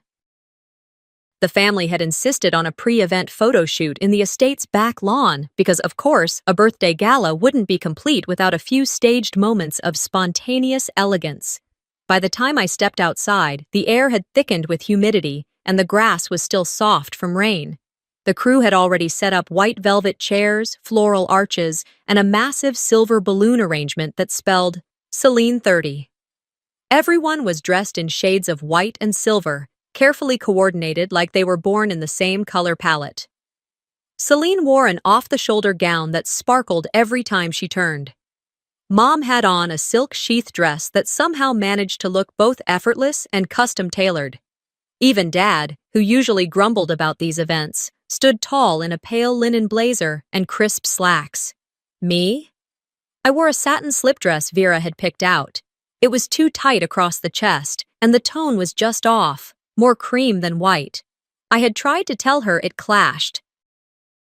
And her answer: "You're not the focal point, Indigo. You'll be in the second row." So I stood there, in the margins, waiting for direction. "Closer, everyone," the photographer called. "Let's bring Celine to center. Mom on the left, Dad on the right." I moved toward them, as instructed. "Indigo," Celine said under her breath, barely turning her head. "Your dress doesn't match. Just hang back a little, yeah?" My feet froze. I glanced at Mom, but she didn't say a word. She adjusted Celine's sleeve instead, fussing like a pageant mom at regionals. I stepped back onto the wet grass. My heels sank with each inch I retreated. A squish, then a shift. One ankle tilted slightly. I steadied myself, planted both feet. It wasn't the first time I'd been asked to fade. The camera clicked. The flashes came. Laughter. Fake candids. "Celine, look this way." Vera, hand on her shoulder. "Yes, like that." I stood behind them, outside the perfect frame, watching my family perform joy. A couple walked by behind the setup. They were older, probably friends of my parents from the tennis club. I heard the woman whisper, "Is she the adopted one?" They weren't even trying to be discreet. My stomach knotted. I glanced down at my phone, mostly to avoid eye contact. One new message from an unknown number. I opened it. My breath caught. "Hope the drama queen keeps it together this time. Last thing we need is another seizure stunt." Attached was a laughing emoji. Below that, a name, Sienna Harper, Celine's best friend since college. Of course, I didn't respond. I just stared at the message, thumbs hovering. My cheeks burned, not from embarrassment, but from fury so sharp it felt surgical. This wasn't just neglect anymore. It was cruelty with a smile and a gloss finish. I turned toward Celine, who was now holding a white parasol for the final shots. "If I collapse tonight," I said, voice low, controlled, "I hope you remember it's not for show." She didn't flinch, didn't even look at me. "Then don't," she replied, like she was brushing lint off her gown. It was the dismissal that did it, not the insult, not the sarcasm, the sheer lack of concern. Like my existence was a nuisance to be tolerated only because it couldn't be cropped out of real life. I walked away, not dramatically, not stomping, just enough to feel the ache in my feet again, to remember I was still inside this body, and it still hurt. I found a corner of the garden behind a row of azaleas. The air was still thick, but at least it was quiet. I pulled out my phone, opened my email app, and checked the draft again. To be sent, 1200 a.m. Subject: The truth behind the Langley image. Attachments. 13. It was ready. And yet, a sliver of doubt crept in. Would anyone care? Would they say I was bitter, ungrateful, vindictive? I didn't want revenge. I wanted release. I wanted the truth to live somewhere outside my body. A few minutes passed before I heard someone approaching. It was Dad. "There you are," he said. "Photos are wrapping. They need you back inside for the family candle lighting." I nodded, but didn't move. He hesitated. "You okay?" I looked at him, really looked, and for the first time, I didn't bother pretending. "No," I said, "but I'm used to it." He blinked, looked down at the grass, then walked away. The sun dipped lower, casting a golden haze over the backyard. The evening breeze stirred the balloon arch, which rattled slightly. From somewhere inside the house, I could hear the start of cocktail hour, the clink of glasses, upbeat jazz, the murmur of guests arriving. I stood still, the weight of what I'd set in motion sitting in my chest like a ticking clock. At midnight, the countdown would end. I had given them every chance to see me. That night, my body didn't ask for permission. It simply gave out. The fall wasn't dramatic. I didn't scream or reach out for help.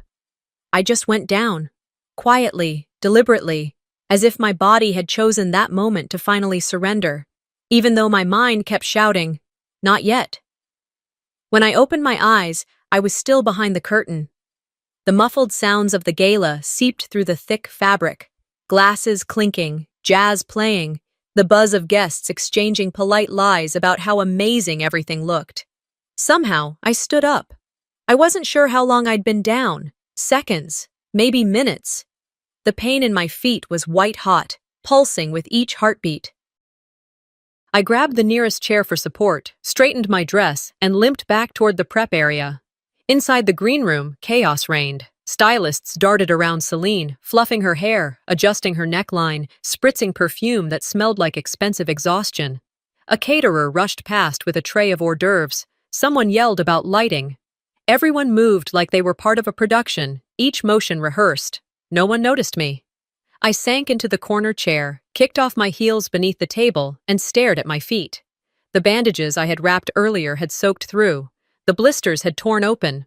Blood stained the back of the shoes. Not metaphorical pain, literal. An assistant walked by, glanced down, then gasped, "Oh God, are you okay?" I nodded. "Just a bad fit." She knelt down, genuinely concerned, reaching for her phone. "Do you want me to get the med?" Before she could finish, Mom swooped in from nowhere. "She's fine," Vera said sharply. "Just put the shoes back on." Her tone didn't leave room for questions. The assistant stood up quickly and backed away, her eyes flickering between concern and deference. Twist the knife, I thought. Don't just ignore the pain, demand it. With shaky hands, I unwrapped a fresh set of Band-Aids from my clutch and reapplied them to the rawest spots. I pushed my feet back into those heels. Each toe screamed. But I stood. Because if I didn't, they'd say I was being difficult, that I was trying to take attention away from Celine, that I was selfish. I walked toward the staging hallway, each step deliberate, biting down pain like it was candy-coated. Celine appeared at the door, radiant and ready for her entrance. She glanced at me, half smirk, half dismissive sigh. "Look," she said, lowering her voice, "I get it. You're tired. But this night? It's not about you." She tilted her head. "You're not the centerpiece. You're the filler. Twist S8, straight to the gut." I didn't answer. My fingers instinctively brushed the edge of my phone inside the clutch. The recording, the files, the email timer, they pulsed in my mind like a second heartbeat. She leaned in slightly. "Try not to wobble out there. Those shoes look like they're eating you alive." I looked her dead in the eye. "You might want to enjoy this while it lasts." She laughed. Not loudly, just enough to let me know I hadn't rattled her. "Save it for your Instagram followers," she said, waving her hand like I was a fly near her glass of Prosecco. I stepped back. She walked away. The music outside shifted, cueing the family entrance. I walked into the restroom adjacent to the green room. The mirror above the sink showed a face I barely recognized. Pale, drawn, tight-lipped. My makeup had started to melt in the heat. I opened my concealer, dabbed it under my eyes, over the fresh bruising on my cheekbone where I must have hit the floor earlier. My hands trembled slightly as I smoothed it in. Then I pulled out my phone, unlocked it, opened the voice memos app, and pressed record. My name is Indigo Langley. This is being recorded at 5:52 p.m. just before the gala. I'm standing in the guest restroom. My feet are bleeding. My body hurts. But I'm still here because I have something to say. And at midnight, whether I'm conscious or not, the truth will be said. I ended the recording and saved it, then slipped the phone back into the clutch like a weapon.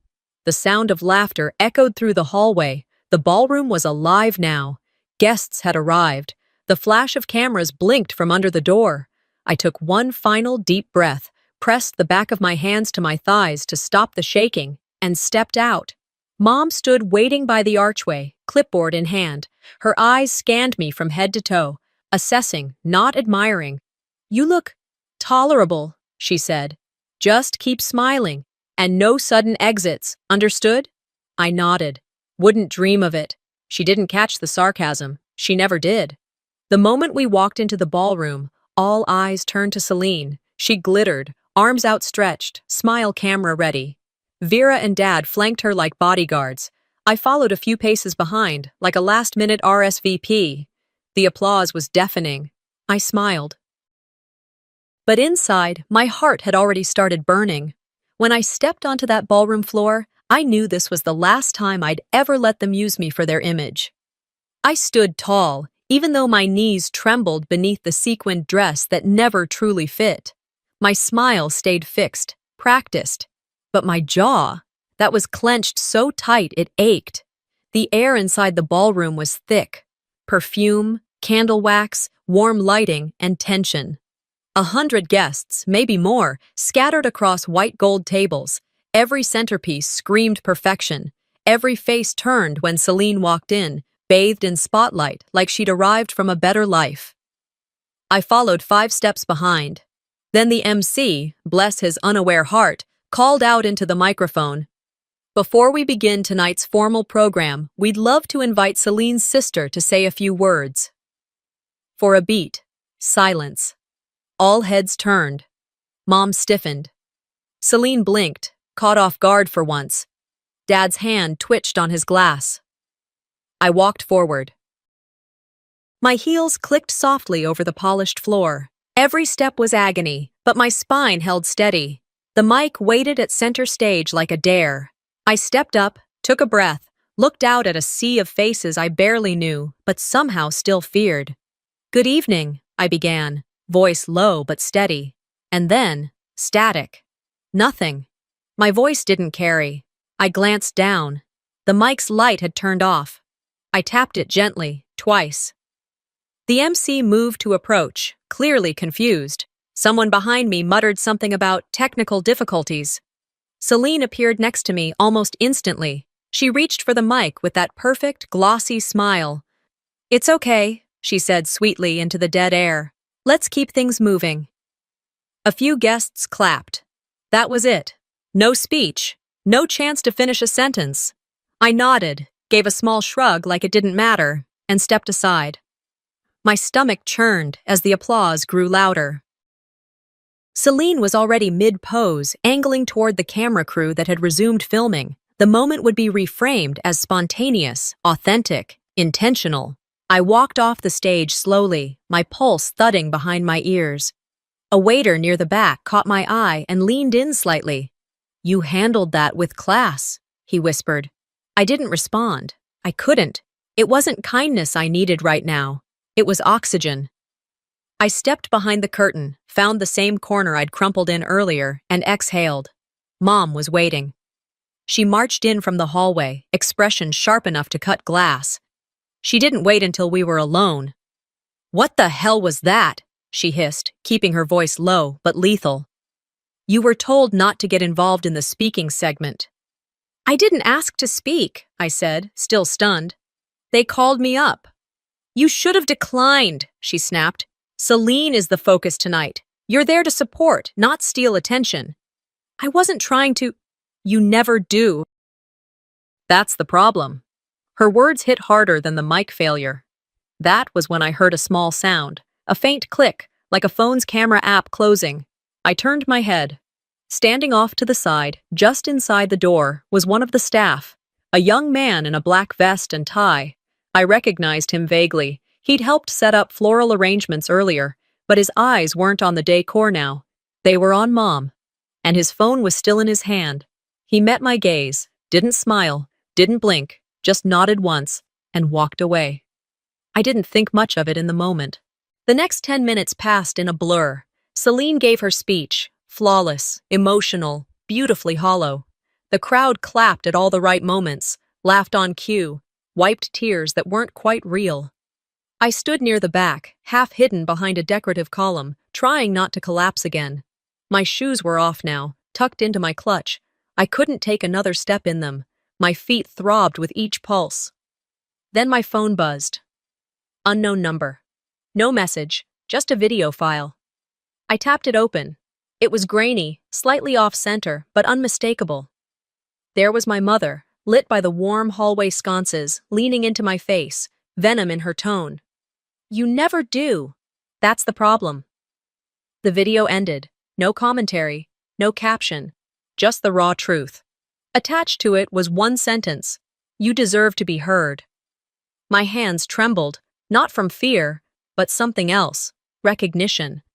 That boy, he'd been one of my students last year in an after-school painting program I volunteered for. Quiet, observant, always watching. He'd watched me now, too. I smiled genuinely, for the first time that evening. Then I watched the clip again, slower this time, not because I needed confirmation, but because I was savoring the crack in the mask. That crack would become a canyon. I opened my preset email draft. Subject: the truth behind the Langley image. Attachments: now 14. I added the clip, hit save, and then I hit schedule. Delivery time: 12 a.m. sharp. To press@localnewsga.com, editor@womeninjustice.org, 4 longtime family friends, and a few select former teachers and donors Celine had claimed to represent. It was done. I didn't tremble. I didn't cry. Instead, I walked, barefoot, steady, to the powder room, washed my hands, smoothed the front of my dress, checked that my phone still buzzed with life in my clutch. And for the first time in a long time, I felt taller than Celine. They wanted silence. I gave them truth, unmuted and unstoppable. The seconds after scheduling that email felt louder than the gala itself. A soft, steady roar buzzed in my ears, half adrenaline, half the weight of everything I'd carried for years pressing against my chest. I didn't move, not right away. I just stood there, behind the column, heels off, breathing unevenly as the MC announced Celine's final toast. Ladies and gentlemen, at the stroke of midnight, we raise our glasses to celebrate not just a birthday, but a legacy. I could practically hear Vera grinning behind her champagne glass. The ballroom lights dimmed slightly for effect. Candles flickered in rhythm with the background music. Celine stepped into the center, now bathed in soft gold. Her dress shimmered. Her earrings sparkled. Her smile could have sold miracles. Everyone stood, flutes in hand, poised for a picture-perfect moment. And then, the screens went black. All 3 of them, 2 behind the stage and 1 large overhead projector, suddenly flickered out.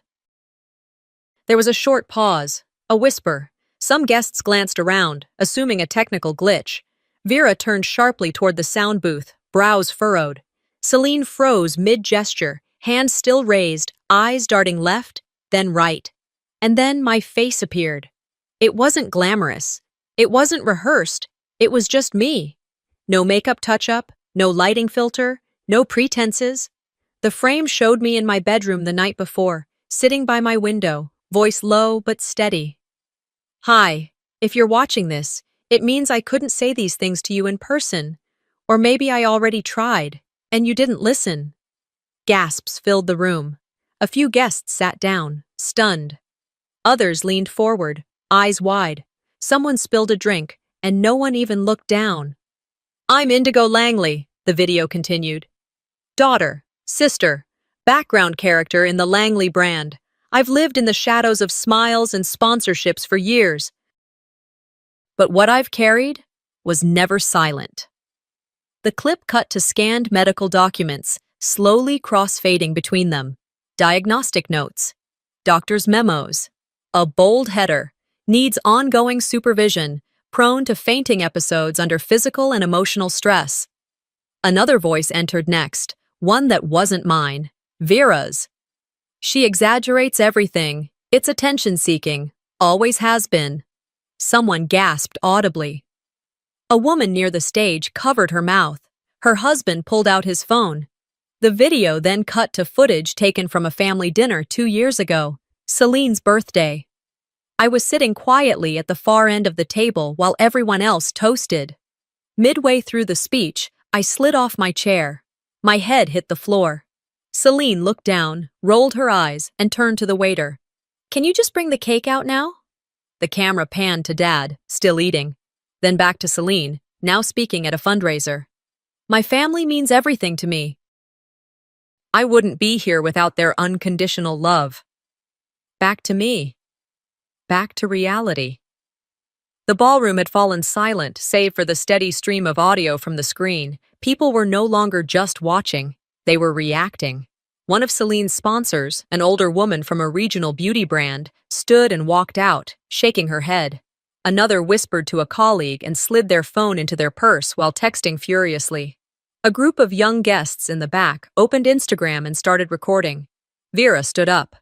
Turn it off, she said to no one and everyone. Right now. But it was too late. The AV team didn't move.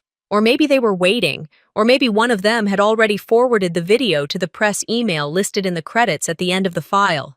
Because yes, there were credits, names, dates, sources, receipts. And the closing screen read, not for revenge, for truth. Then silence. Celine was still standing at the center of the stage, stunned. The mic she had held like a scepter now hung at her side. Her lips parted, but no words came out. That silence was everything I had waited for. Until the first headline hit. Someone's phone buzzed, loud enough to hear. They turned the screen toward a friend. I caught a glimpse of the title. Savannah's Princess Under Fire, Sisters Allegations, Rock Langley Family. Celine's face crumpled for a fraction of a second before she collected herself and turned to Vera. I told you she was going to ruin it, she said through gritted teeth. Vera stepped off the stage, nearly knocking over a tray of drinks. She reached the AV booth, yelling something that got lost under the swell of voices now rising throughout the room. One by one, guests began to walk out. Then came the vibration in my clutch. A notification popped up on my phone screen. From brand rep at siennaskinco.com. Subject, partnership hold. Body, due to the recent incident, all contracts with Celine Langley are temporarily suspended pending further review. I didn't smile, but I also didn't flinch.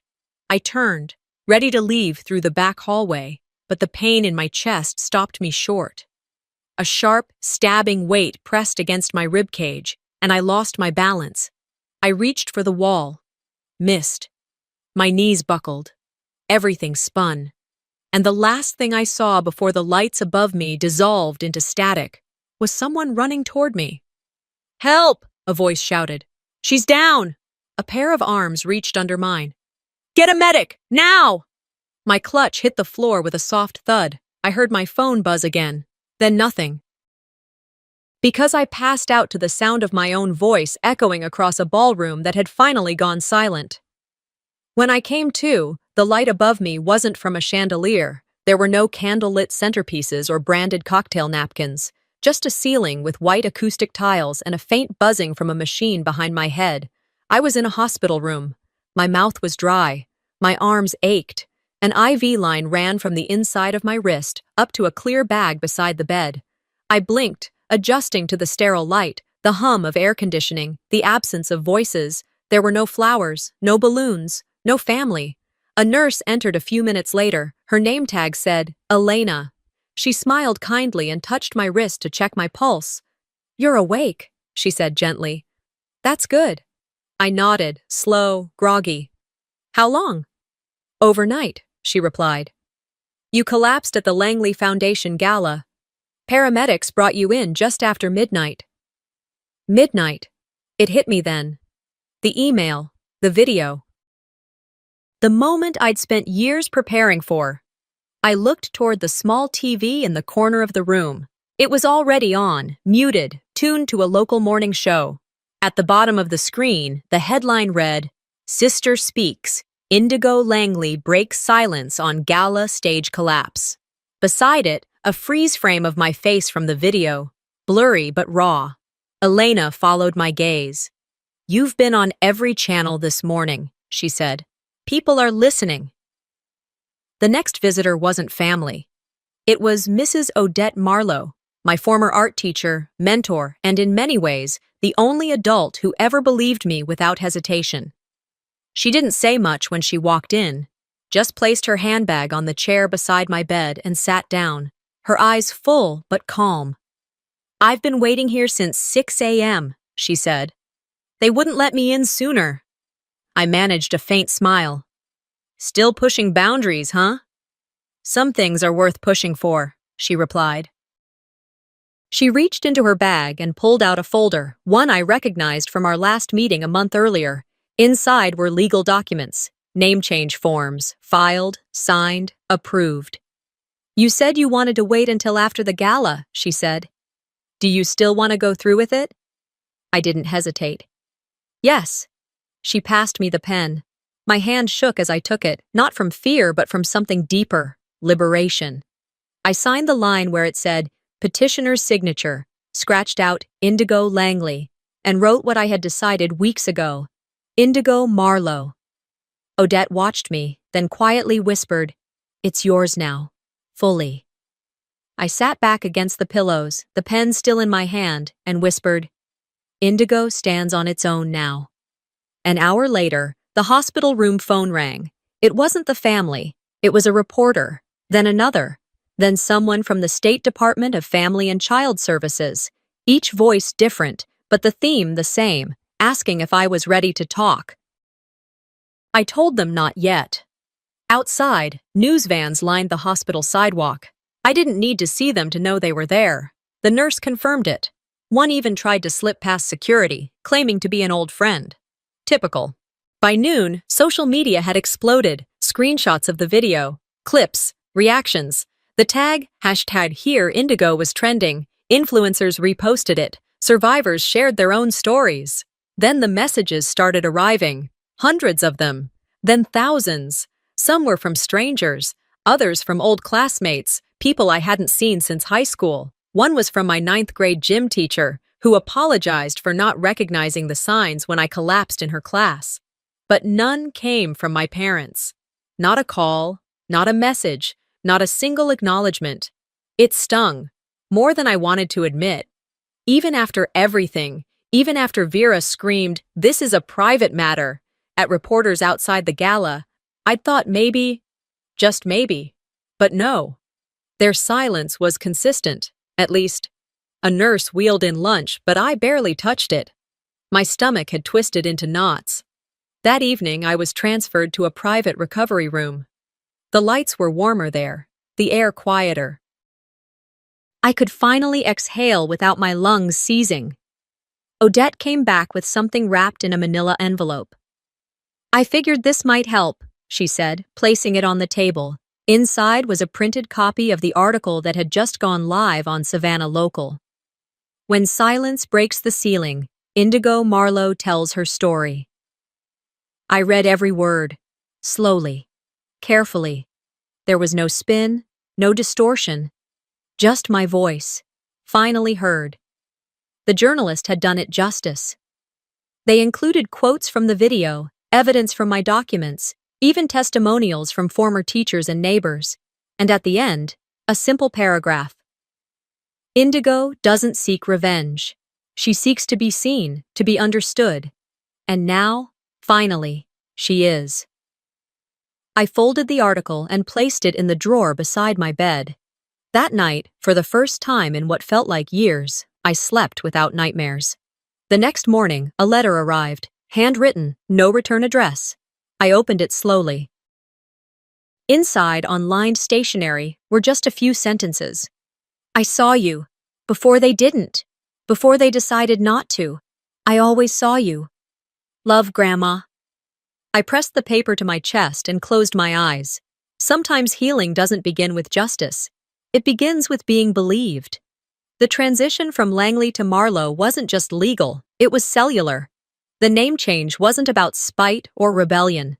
It was about breath, space. The quiet realization that I didn't have to carry a legacy built on silence and shine I never consented to. The new place was small, just 3 rooms, one of them barely big enough for a twin bed and a makeshift art corner. But it was mine. The house I now call home smelled like paint and possibility.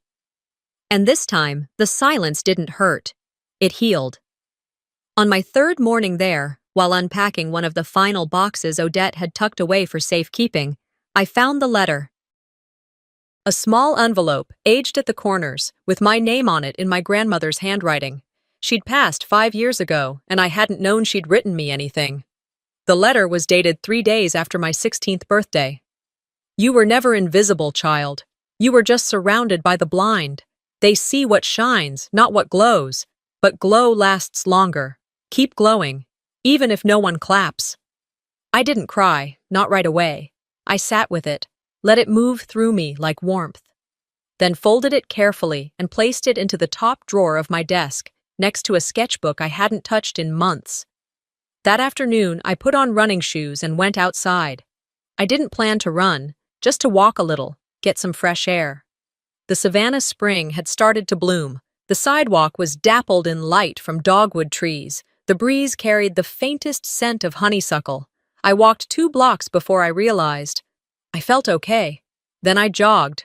1 block. 2. By the 3rd, my breathing picked up, but there was no tightness, no stabbing in my chest, no lightheaded spell creeping in. Just breath. Rhythm. A cadence I hadn't felt since I was a teenager. I stopped at the end of the street, hands on hips, not because I needed to, but because I wanted to feel that breath deeper. No chest pain, just air, just life. Later that week, Odette drove me across town to the Savannah Arts Council's main gallery. They were hosting a community exhibit titled Reclaim. The director had reached out after seeing my story online. She'd asked if I had any pieces I wanted to show. I hesitated at first, but eventually I offered one, Not Forgotten. A mixed media portrait I'd created after the hospital, inspired by my grandmother's words. A woman's silhouette, stitched together by broken glass and pencil lines, with the words, Still Here, etched in the lower right corner. The director hung it at the entrance. Beneath it, a small plaque read, Artist, Indigo, Marlowe. I stood there for almost 20 minutes, just watching people stop in front of it. Some looked confused, some moved on, but one woman, middle-aged, in scrubs, her name tag reading Darlene, stood longer than most. Her hand went to her chest. She whispered something. I couldn't hear it, but her eyes said enough. That night, I received an email from my old high school's guidance counselor. They were updating a hallway dedicated to wellness and inclusion. Would I mind if they printed and framed a version of Not Forgotten to hang near the school's anti-bullying campaign? I said yes, and I cried then. A little. Quietly. 2 weeks later, I recorded an episode for a trauma recovery podcast. The host asked thoughtful, careful questions. Near the end, she said, If there's one thing you'd say to your younger self now, what would it be? I didn't hesitate. I don't forgive them, I said softly, but I forgive me for believing I deserved their silence. That clip went viral. Not millions of views viral, but enough. Enough for people to write, to reach out, to say, me too. The day of my final hospital checkup, Odette picked me up in her old Subaru. She didn't make it a big deal, just handed me a to-go coffee, asked if I'd brought my insurance card, and waited while I checked my phone for the umpteenth time. The appointment was fast, no lingering issues, my oxygen levels were strong. The doctor said I looked better than your file implies. I smiled at that. As we walked back to the car, I slipped my arm through Odette's without thinking. She didn't react, just walked alongside me down to the riverfront path, the one near the park with the fountain I used to stare at as a kid. We didn't talk much, just walked, hand in hand. My chest didn't ache, my legs didn't shake. I wasn't anyone's shadow anymore. They said I was dramatic. They said I was fragile. They said I should be quiet. I said nothing until now. Sometimes the loudest act of strength is choosing to walk away, especially from those who only love you in silence. Indigo's story reminds us, being quiet doesn't mean being weak, and when no one believes you, documenting your truth might be the bravest thing you can do. Have you ever felt invisible in your own family?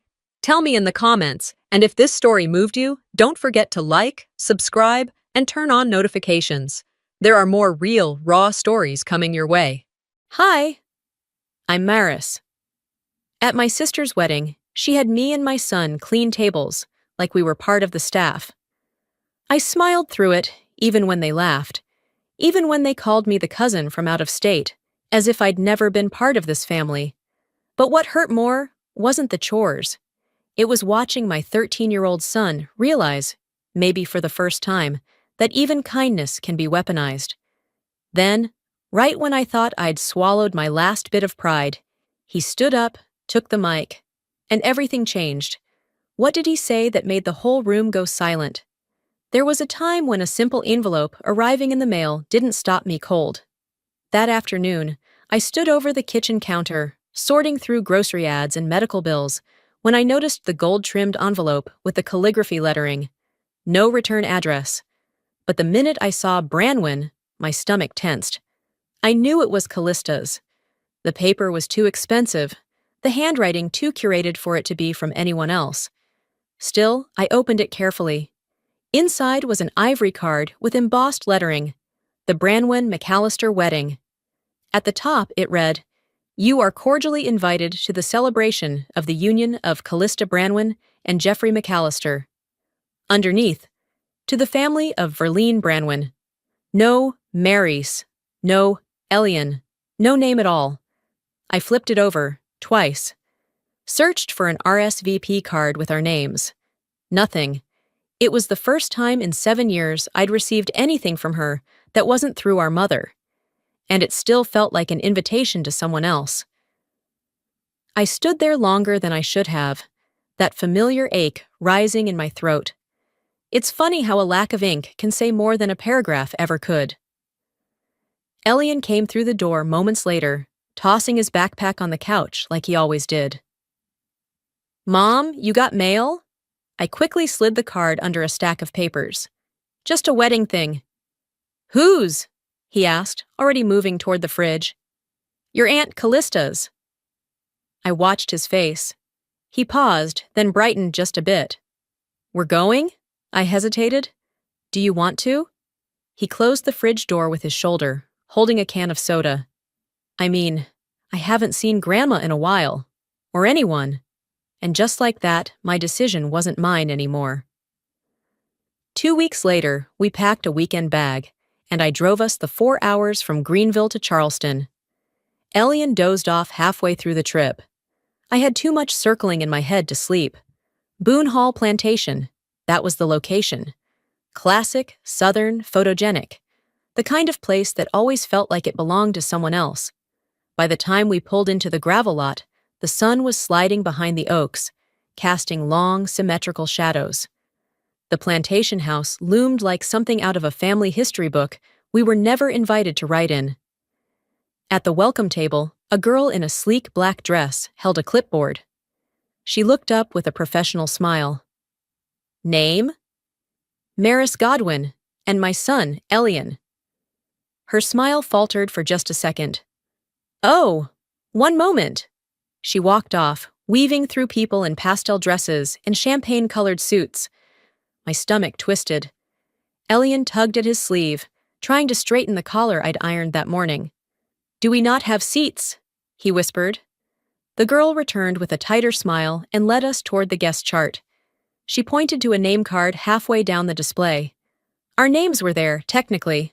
Under the heading, Janitorial Volunteer, Godwin, M. and Guest. My breath hitched. I blinked to make sure I read that right. Elian leaned closer, his jaw tightening. "Oh, sorry," the planner said quickly. "That must be a print mix-up. We've had a few odd labels. I'm sure it wasn't intentional." But I scanned the rest of the chart. Not a single other label was wrong. The girl guided us to our table, at the far edge of the garden, near the sound booth. As we sat, Elian stayed quiet. He didn't ask questions, didn't complain, just folded his napkin slowly and placed it in his lap like he was trying not to exist. I looked around at the rest of the tables, decorated with personalized menus and gold-edged cards. Ours had plastic place settings and a folded paper program that listed the evening's timeline, but not our names. "We're only here for one night," I whispered to myself. "Don't make it about you."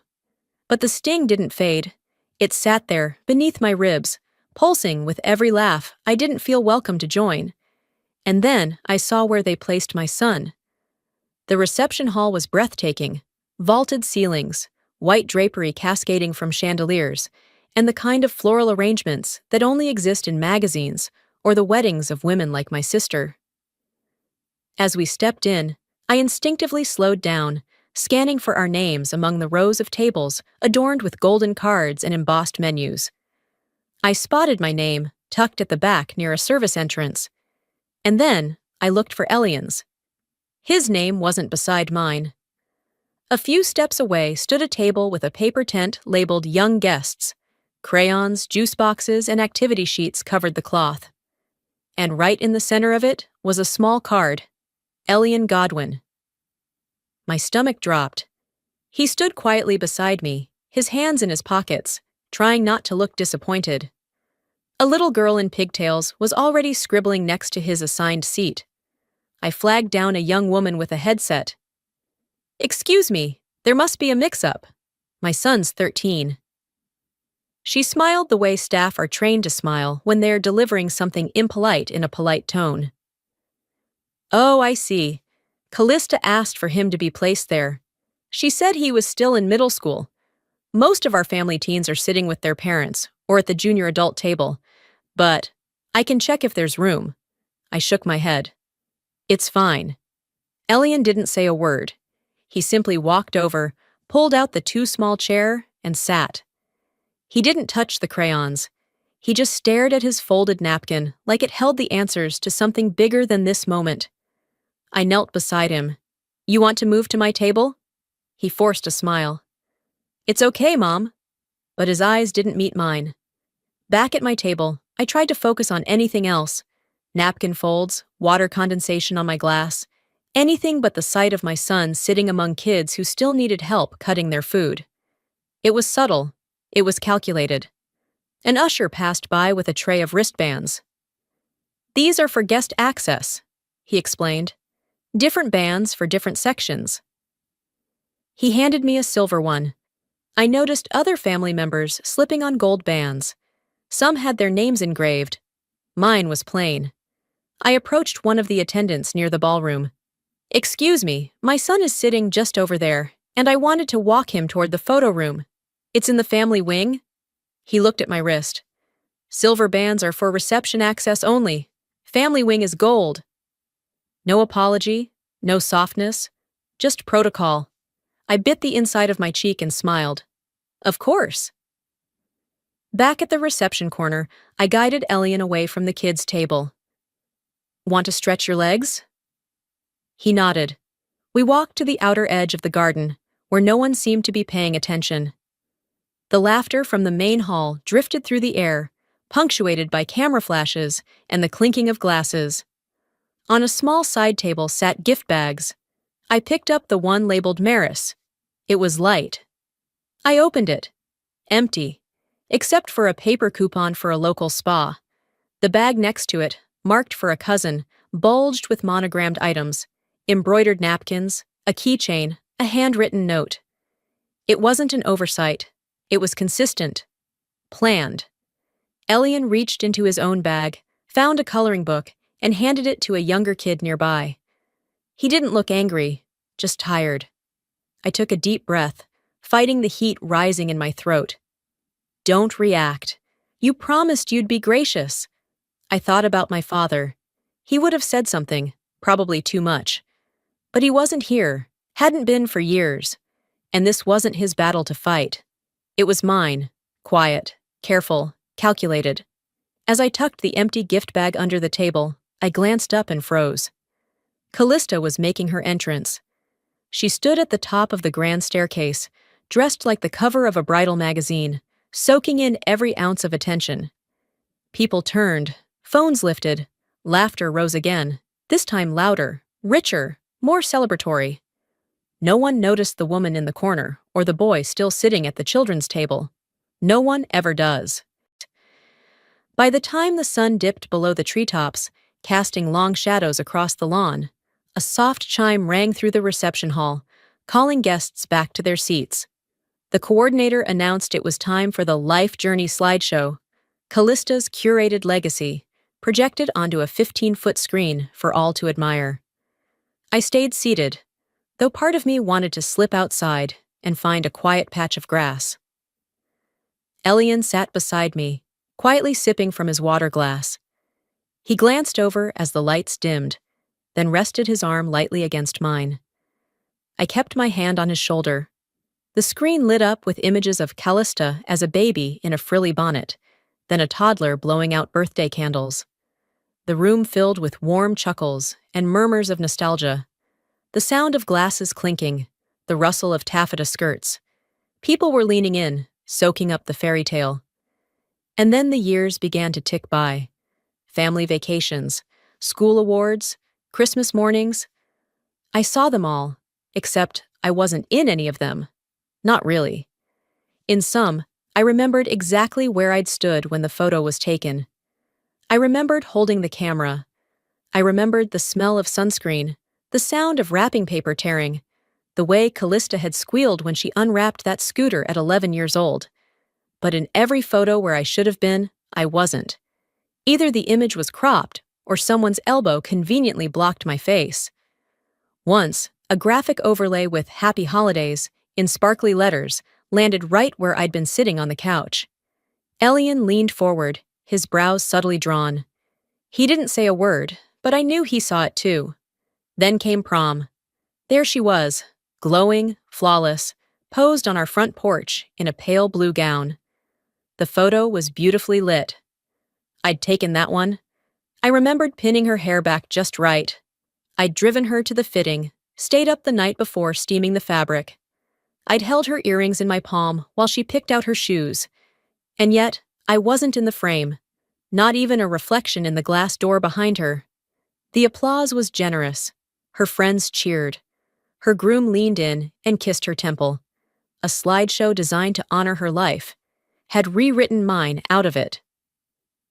I quietly stood and slipped out of the hall before the cake-cutting segment. Outside, the sky was bruising with early evening clouds. String lights began to flicker on as I wandered toward a side area near the garden entrance, where a glass case had been set up. "Harlan's Keepsakes," the sign read. It was a tribute to our father. His bronze star was pinned in the center. His cufflinks were arranged in a neat row. There were handwritten notes from guests and old photos from his army days. My eyes scanned the bottom shelf, where the letters were. Years ago, I'd written him a letter after we'd had a fight. I was 16. I'd poured myself into those pages. My hopes, my guilt, my confusion about everything going on in our house. He never spoke of it again, but I'd seen it in his desk drawer once, folded and worn at the edges. It wasn't there. A middle-aged woman in a navy pantsuit was arranging the display. I cleared my throat. "Hi, sorry. Was there a letter here? From a daughter? I think it had a green ribbon." She looked up, unsure. "You must be Maris." That told me enough. She hesitated, then said, "Callista made final edits. She said that letter didn't really fit the tone." I stood there a moment, hands still at my sides. The evening breeze caught the hem of my dress. Something inside me tried to well up, but I pressed it down before it could rise. I thanked the woman and walked back toward the reception hall. Elian was waiting outside, holding 2 drinks. "I thought you'd want ginger ale." I took it from him. Our fingers touched briefly. His eyes scanned mine, looking for some kind of signal. I forced a small smile. Thanks. We sat on the low brick wall near the walkway, watching the lanterns sway. Guests were laughing inside, unaware or pretending not to know. When someone erases you this thoroughly, I said quietly, more to myself than to him, you stop asking to be seen. You start documenting instead. He didn't ask what I meant. He just handed me a napkin from his pocket, the kind with the wedding date and Callista's name in gold cursive. I folded it in half, placed it in my bag like a record. I unlocked my phone and opened the voice memo app. Not to say anything, just to start listening. The music shifted, soft piano turning cinematic, like we were suddenly watching a trailer for a movie no one invited me to star in. Chairs creaked as guests twisted in their seats. Camera flashes fired one after another. Then she appeared. Callista stood at the top of the staircase like she'd been sculpted for that moment. Her veil fell in soft folds down her back, and her dress, lace, ivory, timeless, was one I recognized immediately. Not just any gown. It was our mother's wedding dress, the one she kept preserved in a cedar chest, wrapped in tissue and memories. The one she once said would be mine. Callista descended the stairs slowly, each step measured, as though she were stepping into history. Applause rolled through the hall. It was thunder, deafening. I didn't move. I wasn't jealous. That would have been too small for what I felt. It was something closer to betrayal, cloaked in satin and stitched in silence. Something no one else seemed to notice, or chose not to. I felt a tap on my arm. My mother stood beside me, hands clasped like she was attending mass. "Doesn't she look beautiful?" she whispered. "She earned that dress." I didn't respond. I bit down on the inside of my cheek so hard it ached. I didn't trust my mouth to stay quiet if I opened it. A memory surfaced without permission. Me, 17, standing barefoot in the living room while Mom lifted the lid of that cedar chest and unfolded the gown with care. "One day," she'd said, smoothing the lace over her forearm, "this'll be yours, but only if you take care of it like I did." I never asked for it again. After I left, I figured it went back to the attic, forgotten or given away. But now, seeing it hugging Callista's figure, customized and altered, made it clear. It hadn't been forgotten. It had been reassigned. After the speeches and second round of toasts, I stepped outside. I didn't announce my exit. I just needed to breathe. The garden path was empty, lit by low lanterns and dusky light.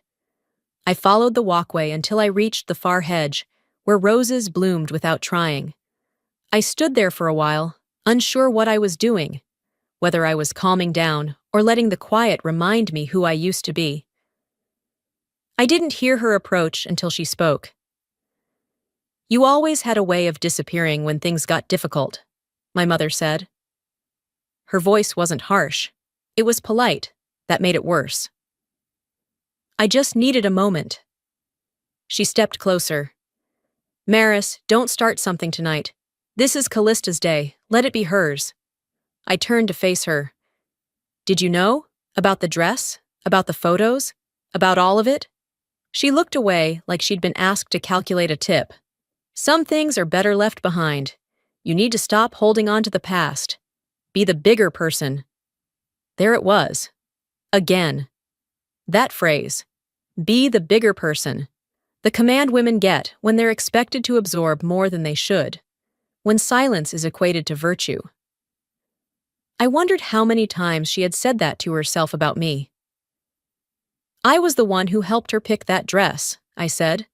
"The first time she tried it on, she cried because the sleeves were itchy. You weren't there. I was." "That doesn't matter now," she replied, soft but firm. "Don't make people uncomfortable tonight. This family needs peace."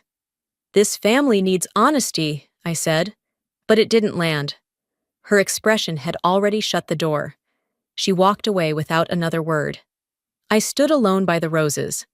My hands trembled, not from rage, but from holding back everything that wanted to erupt.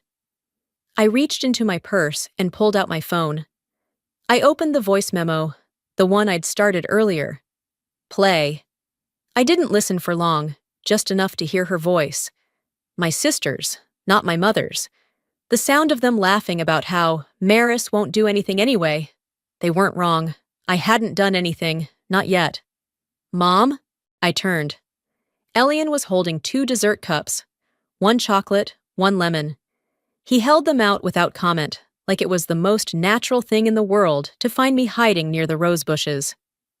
Thanks, I said. We sat on the bench together, quiet except for the occasional wind stirring the leaves. That dress wasn't just lace, I told him. It was acknowledgement. He didn't pretend to understand fully. He just looked down at his shoes for a second, then back at me. You're still not ready, are you? He asked softly. I nodded, but my eyes were already burning. The transition from sunset cocktails to the gift acknowledgements happened seamlessly. Too seamlessly. One moment, people were still sipping champagne and nibbling on shrimp skewers. The next, they were being directed back to their seats by the MC's chirpy voice. Ladies and gentlemen, our bride would now like to share a few words of gratitude for the people who made this day so special.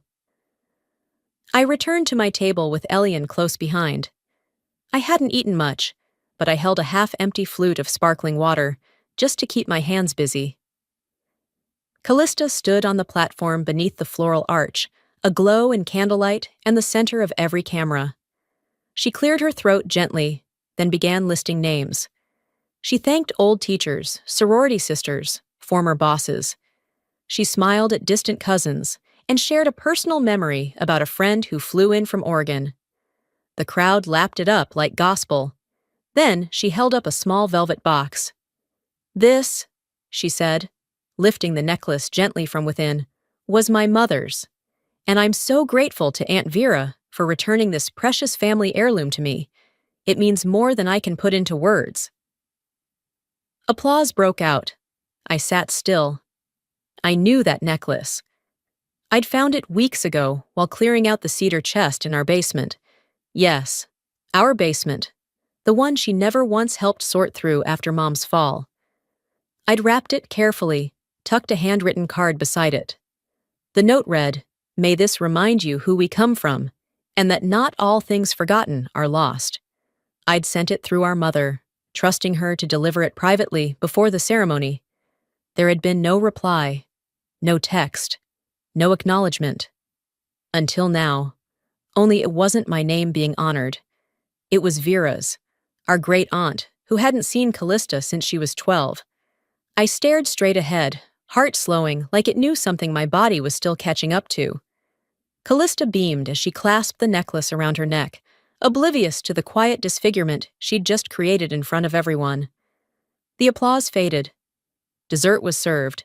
Conversations picked back up, but the air around me stayed still, like waiting for something to crack. Later, on my way back from the restroom, I turned the corner near the coat room and nearly bumped into Aunt Maura. "Oh, Maris," she said, startled. Her lipstick had smudged slightly, and she clutched her shawl as if for protection. "Did you see the gift segment?" I asked calmly. She nodded, but her eyes darted away.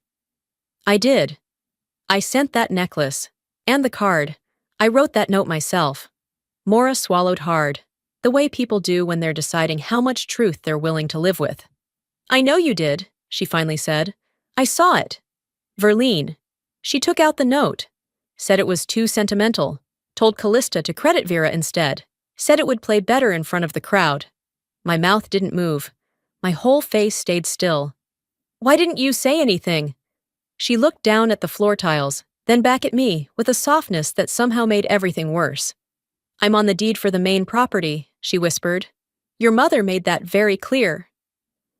So that was the exchange rate. Silence for land. Complicity for comfort. I didn't speak. I didn't nod. I just walked away.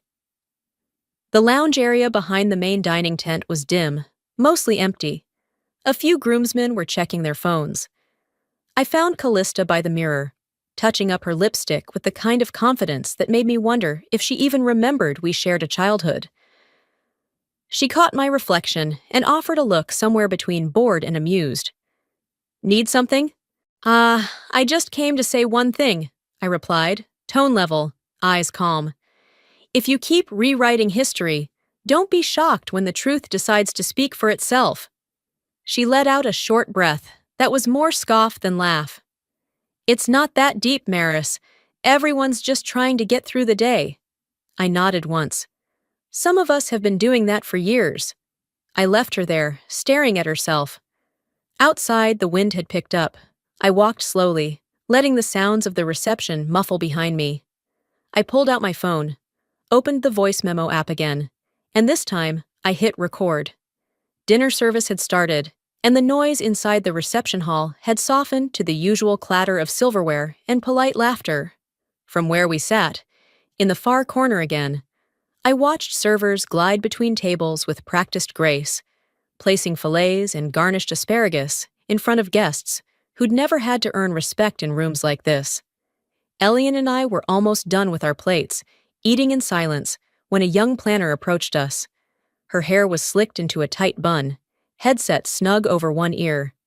She bent slightly, voice low. "Hi, Ms. Godwin. I'm sorry to bother you. Callista mentioned you used to do event work. She wondered if you might help with a small spill near the back corner. Just a quick towel-over situation." It was dressed like a favor, polite and optional, but her eyes didn't match the words. They were trained, cautious, like she already expected me to nod. I stood. "Of course." Elian looked up from his plate. I offered a smile like it was nothing, but my hands curled at my sides as I followed her toward the linen closet. She handed me a towel and motioned discreetly toward a table leg where a half glass of wine had dribbled. As I bent to wipe the stain, I felt it. Eyes. A woman at the next table nudged her husband and tilted her chin in my direction. Another glanced over, then away, then back again. Their faces didn't hold disgust. That would have been too honest. No, this was polite curiosity laced with something smug. When I returned to my table, I hadn't sat down 10 seconds before another planner came over. Different face, same tone. "Hi again, sorry. One of the dessert tables near the fountain shifted during setup. Would you mind helping realign the platters? Just straighten a few things?" Elian's fork froze midair. "I'll take care of it," I said, rising again. This time, it wasn't subtle. A man in a blue suit with thinning hair called out, "Thanks, sweetheart. You've got a good eye for the details." I adjusted a tray of petite fours, my jaw clenched so tight I felt it in my ears. When I turned around, Elian wasn't at the table anymore. He was 10 feet away, carefully carrying a small tray of desserts, likely trying to help, to prove something, to bridge a gap I never should have let him feel. Then he tripped. His foot caught the edge of a draped extension cord someone had lazily tossed along the floor. The tray tilted, and a dozen miniature cakes launched into the air like poorly rehearsed fireworks. One landed on a woman's shawl, another splattered against a champagne flute, cracking the glass. The room gasped. Then came the laughter. It started small, but it spread, like wildfire through dry brush. And above it all, crystal clear, came Callista's voice. "Guess he takes after his mother." That did it. I crossed the floor without thinking. Elian was kneeling, already trying to pick up pieces of broken porcelain with his bare hands. His face was flushed, his shoulders hunched. I knelt beside him, placing a hand gently over his. "It's okay, let it be." Then I stood. The room was still watching, waiting for more. I turned to Callista, who sat with her arms folded, an untouched glass of wine in front of her. "Next time you want something cleaned up," I said evenly, loud enough for the room to hear, "I suggest you start with your character." There was a pause. Not dramatic, not staged, just a small beat where the room didn't quite know how to recover. The band fumbled back into a soft instrumental. Someone coughed. Callista opened her mouth, but I was already walking back toward our table. Elian followed, eyes downcast. He didn't sit immediately, just stood beside me until I placed a hand on his back. Slowly, he lowered himself into his seat. "You didn't have to say that," he whispered. I looked at him. Yes, I did. And I'm just getting started. I reached into my purse, slid out my phone, and checked the screen. Still recording. From before dessert. Every word, every laugh, every insult. The lights in the reception hall dimmed, but not in the warm, romantic way you'd expect from a wedding magazine spread or a Hallmark movie. No, this dimming was deliberate, controlled, a subtle manipulation of mood and moment. A hush fell over the room like a velvet curtain being drawn before a play. Forks clinked lightly as they were set down. Champagne glasses tilted, glimmering in the softened light. Anticipation hummed like static. My back pressed against the rigid wooden chair, my breath shallowing without permission. I knew what was coming. Callista emerged onto the stage beneath a halo of white hydrangeas and string lights, her entrance perfectly timed. Her gown shimmered, catching the spotlight with a kind of cruel elegance. She moved with the confidence of someone who had rehearsed this exact moment, someone who knew the power of a pause, of a glance, of a curated smile. She adjusted the microphone slowly, like a seasoned speaker, then smiled. The corners of her mouth curled just enough.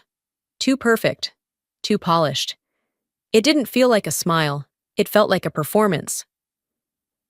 Thank you all for being here, she began, voice smooth as satin. Tonight isn't just a celebration of love. It's a celebration of family, of those who show up, who stay, who don't disappear when things get messy. A ripple of knowing chuckles passed through the crowd. My stomach turned to stone. She continued, family has always been the backbone of who I am. The people who shaped me, supported me, who stood by me, even in the hardest seasons. I held my breath. One by one, she listed names. Uncle James, who mentored her through law school. Aunt Caroline, for taking over the seating chart. Cousin Rachel, who flew in from Denver. The room nodded and smiled. Applause broke out here and there.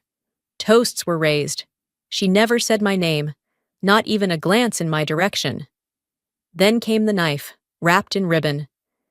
And to those who didn't run away when things got hard, thank you. You've taught me what loyalty looks like, what real love looks like. Laughter again.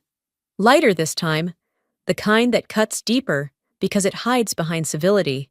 I felt my jaw tighten, my nails press against my palm. The words weren't direct.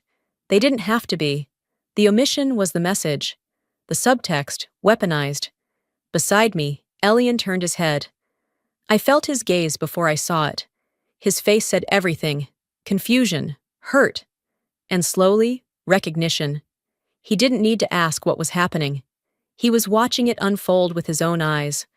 I stared straight ahead. You never even asked why I left. You never tried to understand. You just wrote me out, like I was a draft you didn't like. My hand slid to my purse. My fingers brushed the edge of my phone, still recording everything since the moment dinner had been served. I hadn't planned it, not really. But something in me had known. Call it intuition. Or self-preservation. The applause faded. Callista left the mic with a satisfied gleam in her eyes.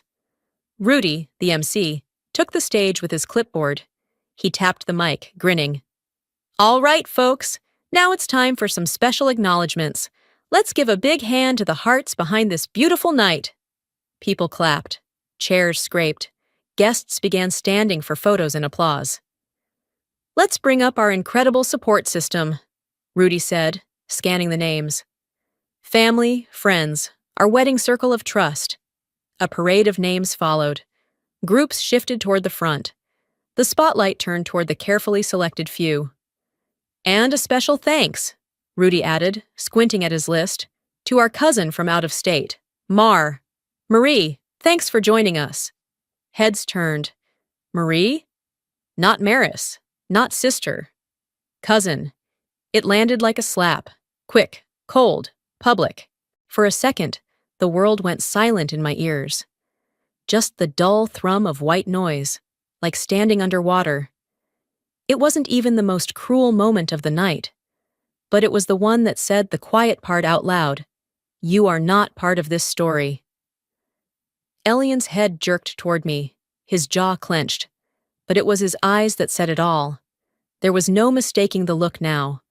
Disbelief. Not just at what was said, but at the fact that no one stopped it. No one corrected it. No one stood for me. Until now. I stood. Quietly. I walked around the table, resting my hand lightly on the back of Elian's chair. I bent toward him, voice low. We don't have to sit here and let them tell the story wrong. He looked up at me, the soft fire behind his eyes glowing brighter. He nodded once. Then let's tell it ourselves. He stood, but he didn't walk toward the exit. He walked toward the stage. The room quieted again. Puzzled glances rippled through the crowd. Rudy blinked as Elian stepped forward, uninvited but unfazed. Excuse me, he said, his voice calm, but commanding. Before we move on, I'd like to say a few words. Callista turned, visibly startled. Elian reached into his coat pocket and held up the envelope I had handed him hours before. The one with the original wedding venue invoice. The one with my name on the contract. The one showing who had paid the deposit months ago when Callista had said she was still figuring things out.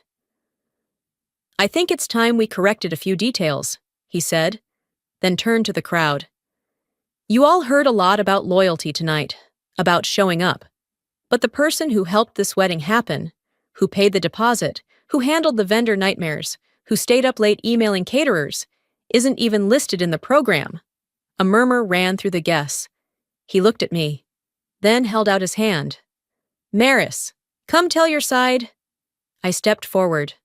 Slowly, deliberately. My heels clicked against the tile like punctuation marks, and this time I wasn't disappearing.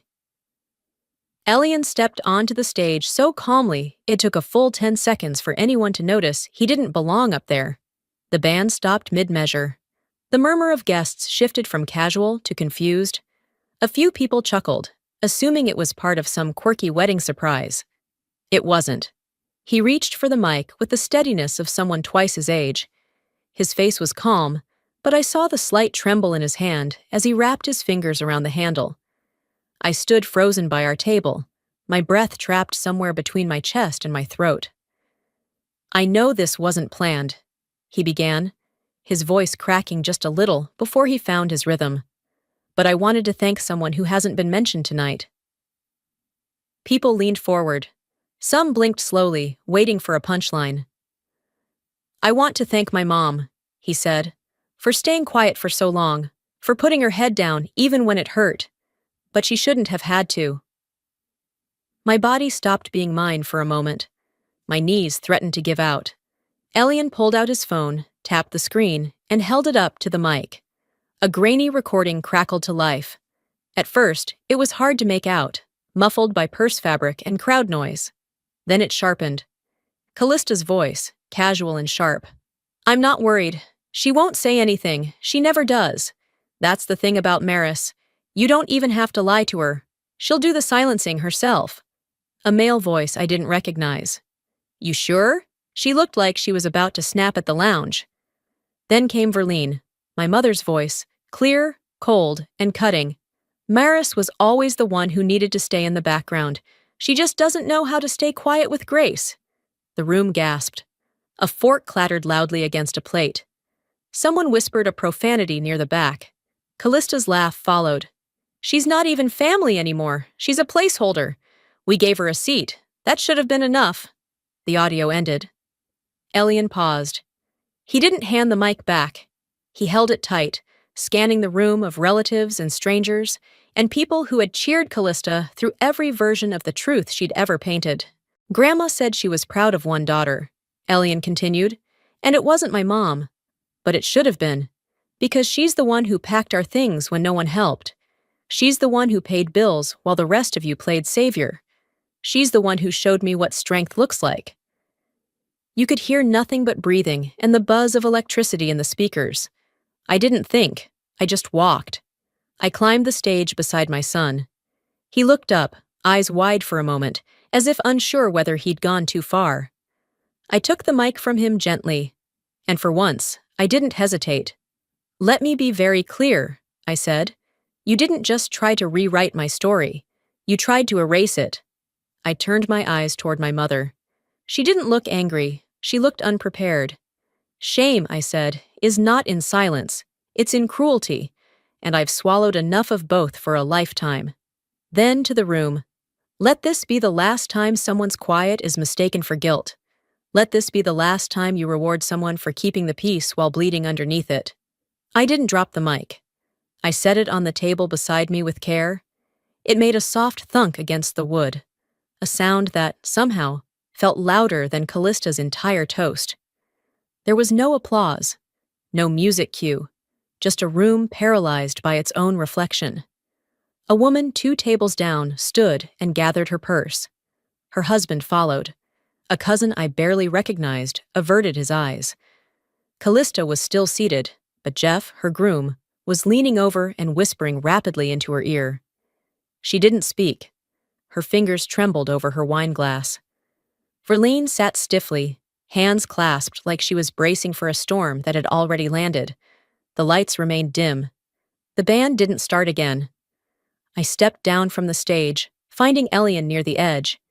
He reached for my hand like it was instinct, like it had always been his compass. We didn't run. We walked out, not as guests, not as family, but as the only people who'd finally told the truth out loud. When we got back to Greenville, the first thing I did was open every window in the house. The air was stale from our weekend away, but more than that, I needed the sound of wind, real wind, not artificial applause or the clinking of champagne glasses. I unpacked slowly. No rush. I watered the spider plant in the kitchen that had somehow survived despite my negligence, folded laundry in silence, refilled Elian's cereal bin like it was any other Sunday. Only it wasn't. The silence in the house felt new, not cold like it used to, just quiet and mine. Elian sat at the piano in the next room, coaxing out a familiar melody. His fingers moved with more confidence than I'd ever seen. He didn't ask what would happen next. Neither did I. By Tuesday, the calls started. Not from the ones who mattered. They never called. But I heard through a neighbor that Callista's honeymoon was postponed. Her groom needed space, someone said. Her PR contract with a skincare brand was quietly canceled. Apparently, someone had leaked the audio. I never asked who. It wasn't me. But truth has a way of finding its own mouth. Verlene left a single voicemail. Her voice was clipped, rehearsed. "You embarrassed this family. I hope you're proud." I didn't reply. I just deleted it. For the first time, I didn't let her words find a home inside me. Later that night, while sorting through old receipts in the kitchen drawer, I found something I'd forgotten about. A draft email I'd once typed up during a therapy session years ago. It was meant for my mother. I'd never sent it. The message was long, rambling, part plea, part confession. I'd read it over so many times back then, trying to decide whether it sounded pathetic or brave. This time, I didn't overthink it. I read it out loud, quietly, then hovered over the Send button and clicked Delete. Closure, it turns out, doesn't always need witnesses. A week later, I sat at the back of Elian's school auditorium. He'd made the final round in a statewide debate contest. The topic, when speaking up isn't a choice, it's a responsibility. He stood at that microphone like he had at the wedding, calm, steady, present. When it was over, the audience clapped. Teachers nodded. Judges smiled. I didn't say, "I'm proud of you." I leaned close to him and whispered, "You made space for truth." He understood. 2 days later, there was a knock at the door. I opened it to find Aunt Maura standing there in her Sunday blouse, holding a potted orchid and a plain white envelope. "I won't stay," she said. "I just wanted to leave this." Inside the envelope was a note. "Some debts aren't financial. I hope this counts as interest." I didn't call her, but I didn't throw the card away either. I planted the orchid by the window. It bloomed quietly. And that's how things started to grow again. Not with fireworks or forgiveness, but with decisions made softly over time. The following weekend, Elian and I walked through Cleveland Park just as the sun dipped behind the pines. Our shadows stretched long across the gravel path. He tossed a pebble into the creek, then glanced at me. "You good, Mom?" "Better than I've been," I said. "Not done, but better." We kept walking. They told me silence was dignity, but I've learned something else. Dignity is knowing when to speak and when to walk away. And when you do walk away, you don't go empty. You carry the truth with you, even if no one claps when you tell it. We weren't welcomed back into their version of family, but we've started building our own, brick by honest brick. Sometimes the people who raised you teach you more about survival than about love. And sometimes the greatest act of strength isn't shouting to be heard. It's choosing to speak when silence has cost you everything.